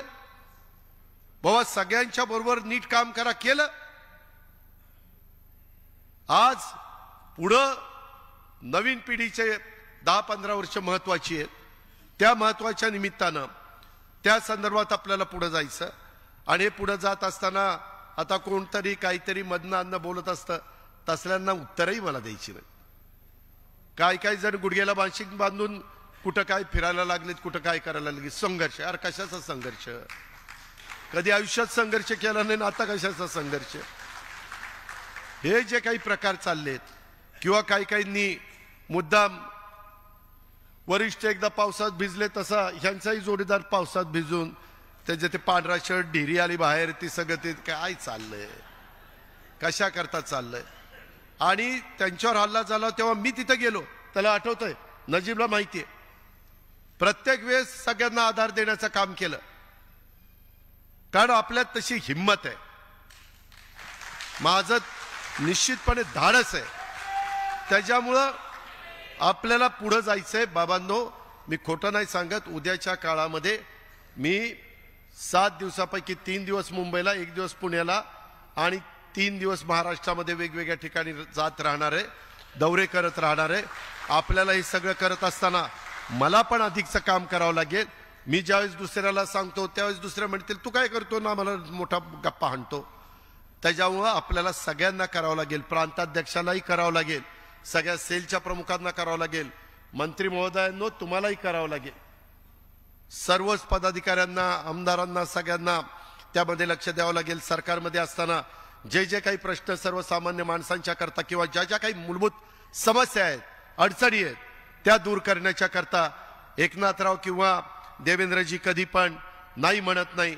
आणि त्याच्यामध्ये समन्वय साधून कधी कधी पेपरला वेगळ्या प्रकारच्या बातम्या येतात. मध्ये बातमी आली की 26 जागा भाजप लढवणार आहेत, मग यांना किती मिळणार, इथं किती मिळणार. तुम्ही त्याच्याबद्दलची काही काळजी करू नका. व्यवस्थितपणे योग्य पद्धतीनं जी काही आपली क्षमता आहे, जी काही आपली ताकद आहे, जे काही आपले कार्यकर्ते आहेत, त्या सगळ्यांना न्याय देण्याची भूमिका. आणि त्यामध्ये अल्पसंख्याक माझा मुस्लिम समाज असेल आणि मागासवर्गीय आदिवासी वंचित घटक असेल, ह्या सगळ्यांना न्याय देणं आणि त्यांना बरोबर घेऊन जाणं, ह्याच पद्धतीचं काम हे आम्हा लोकांचं होणार आहे. माझ्या सकट 9 मंत्री आहेत, त्या प्रत्येकाने थोडे 4-4 जिल्हे वाटून घेऊन तिथं संपर्क ठेवला पाहिजे आणि तिथं सातत्याने गेलं पाहिजे. ह्याही बद्दलची विनंती मी आपल्या सर्वांना ह्या निमित्तानं करून इच्छितो. कुठल्याही परिस्थितीमध्ये आपल्याला तडजोड करायची नाहीये. त्या संदर्भात निर्धार नव पर्वाचा वैचारिक मंथन, घड्याळ तेच वेळ नवी, ह्याच पद्धतीचं काम हे करत राहायचंय. त्याच्यात आम्ही कुठं कमी पडणार नाही. भूतच्या बद्दल मात्र कुठं कमी पडता कामा नये, अशा प्रकारची माझी विनंती आहे. जर कुठल्या राष्ट्रीय जिल्ह्याच्या अध्यक्षांना किंवा कुणाला काही शंका आली, आमदारांना, कुणाला माजी आमदारांना, पदाधिकाऱ्यांना काही कानावर आलं, काही वेळ वाटलं तर केव्हाही हक्काने विचारत चला. पण आपण सगळेजण स्वतःला झोकून राष्ट्रवादी काँग्रेस पक्ष अधिक जोमाने पुढे कसा जाईल ह्याबद्दलच ह्या 2 दिवसाच्या शिबिरातनं शिदोरी घेऊन आपण आपापल्या भागामध्ये त्या ठिकाणी जाऊया आणि एक नवीन इतिहास ह्या राज्यामध्ये घडवण्याच्या करता सगळेजण जीवाचं रान करूया, अशा प्रकारची आग्रहाची, नम्रतेची, कळकळीची विनंती करतो.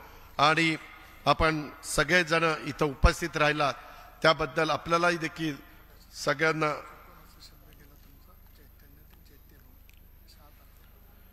मगाशी माझ्याकडनं चैत्यभूमीच्या ऐवजी चैतन्यभूमी असं काहीतरी शब्द गेला, मी त्याबद्दल दिलगिरी व्यक्त करतो, माफी मागतो. चैत्यभूमी 6 डिसेंबरला आपण सगळेच जण चैत्यभूमीला जाऊन दर्शन घेत असतो, अभिवादन करत असतो आणि तिथनं पुढे जात असतो. त्याबद्दल मी मगाशी सांगितलं, जो बोलतो तोच चुकतो, ज्यांनी तोंडच उघडलं नाही ते काय चुकणार आहे. त्याच्यामुळं जे लक्षात आणून दिलं लगेच खरं आहे, मान्य. मी असं बोललोच नाही, मी ऐकलंच नाही. मनोहर जोशी कसे म्हणले, तो बाळासाहेब काय बोलले मी ऐकतच नव्हतो, मी दुसरीकडे बघत होतो. आता शक्य आहे का, पण ते तसं मी कधी सांगणार नाही. ते लक्षात आणून दिलं त्याबद्दल प्रांताध्यक्ष मनापासून आपले आभार. असंच माझ्या बोलण्याकडे लक्ष देत चला आणि एखादा शब्द चुकला की लगेच मला कळवत चला, म्हणजे आपण दुरुस्त करू आणि पुढे जाऊ. मित्रांनो, गमतीचा भाग जाऊ द्या. पुन्हा एकदा आपण सगळ्यांनी अतिशय उत्साहाने इथं आला आणि जी काही भूमिका स्पष्ट आहे. मला आता इथून पुढं सारखं मागे हे घडलं आणि ते झालं आणि हे असं म्हणलं आणि ते तसं म्हणलं, आता सगळं तुम्हाला सांगितलं. नंतर पण 2 जुलैच्या नंतर काय काय घडलं ते पण सांगितलं, 5 जुलैच्या नंतर काय काय घडलं तेही सांगितलं आणि 12 ऑगस्टला काय काय घडलं तेही सांगितलं. हा काय राहिलंय का विक्रम काळे? तू शिक्षक आहे, तू सांग. शिक्षकांना आमच्यापेक्षा जास्त समजतं म्हणून तुला विचारतोय. मित्रांनो, पुन्हा एकदा मी ते सांगितलं ना मगाशी, नाही, हा त्या एक होत आहे, त्या निवडणूक आयोगाच्या समोर जे काही हेरिंग चाललेलं आहे त्याच्यामधनं बाहेर वरिष्ठ नेते मंडळी येतात आणि तिथले मीडिया येतो, मीडियाच्या समोर त्यांचे वकील लोक वेगवेगळे सांगतात आणि मग तेवढंच ब्रेकिंग न्यूज चालते. त्याच्यामुळे कार्यकर्ता थोडासा अचंबित होतो, थोडासा काळजीत पडतो, थोडासा विचार करायला लागतो. तर तसं काही नाही आहे. आपण आपली भूमिका अतिशय व्यवस्थित तिथं मांडतोय. आपण सगळी काळजी घेतलेली आहे. आपली राष्ट्रवादी हीच मूळ राष्ट्रवादी आहे. आपण काही वेगळं केलेलं नाही आहे. त्याच्यामध्ये इतके दिवस सगळ्यांच्या बरोबर आपण गेलो आणि आता आम्ही सगळेजण पुढं जाऊ पाहतोय. त्या निमित्तानं आशीर्वाद देण्याचं काम केलं पाहिजे. त्यावेळेस चुकलं तर कान धरा, चुकलं तर आणखीन काही सांगा, पण दुसऱ्यांनी कुणी काही करायचंच नाही. आता ते मुख्यमंत्री पदाचं ह्याचं तर काही काढतच नाही. कालचं नवीनच ज्ञानामध्ये प्रफुल्ल पटेल साहेबांनी 2004ची भर काढली, ती तर आम्हाला माहितीच नव्हती. आणि प्रफुल्लबाई नंतर खाली आल्यावर म्हणले अजून बरंच काही आहे पण टप्प्याटप्प्याने सांगेन. आता काय बोलायचं, आता बाद झालं, आपल्याला कळलं काय खरं काय खोटं. फक्त आम्हाला कुणाला त्याच्यातनं बदनाम करायचं नाही. जे काही दिवस घालवलेले ते चांगल्या पद्धतीनं घालवले. इथून पुढं नवी उभारी, नवी दिशा, नवी वेळ घेऊन आपण सगळेजण कामाला लागूया. तुम्ही सगळ्यांनी साथ द्या. मी तुम्हाला कुठेही काही कमी पडून देणार नाही हा शब्द देतो आणि थांबतो. जय हिंद, जय महाराष्ट्र. पुणे सभागृहाच्या बाहेर जायचं नाही, जागेवर. राष्ट्रवादी काँग्रेसचं शिबिर होतं आणि जिथे उपमुख्यमंत्री राष्ट्रवादीचे नेते अजितदादा पवार यांनी आता मार्गदर्शन केलं आणि या सगळ्या आतापर्यंतच्या झालेल्या घटनाक्रमाचा देखील त्यांनी आढावा घेतलाच. पण यापुढे नवीन उमेदीनं आपल्याला उभं राहायचं आहे असं देखील त्यांनी यावेळी स्पष्ट केलंय.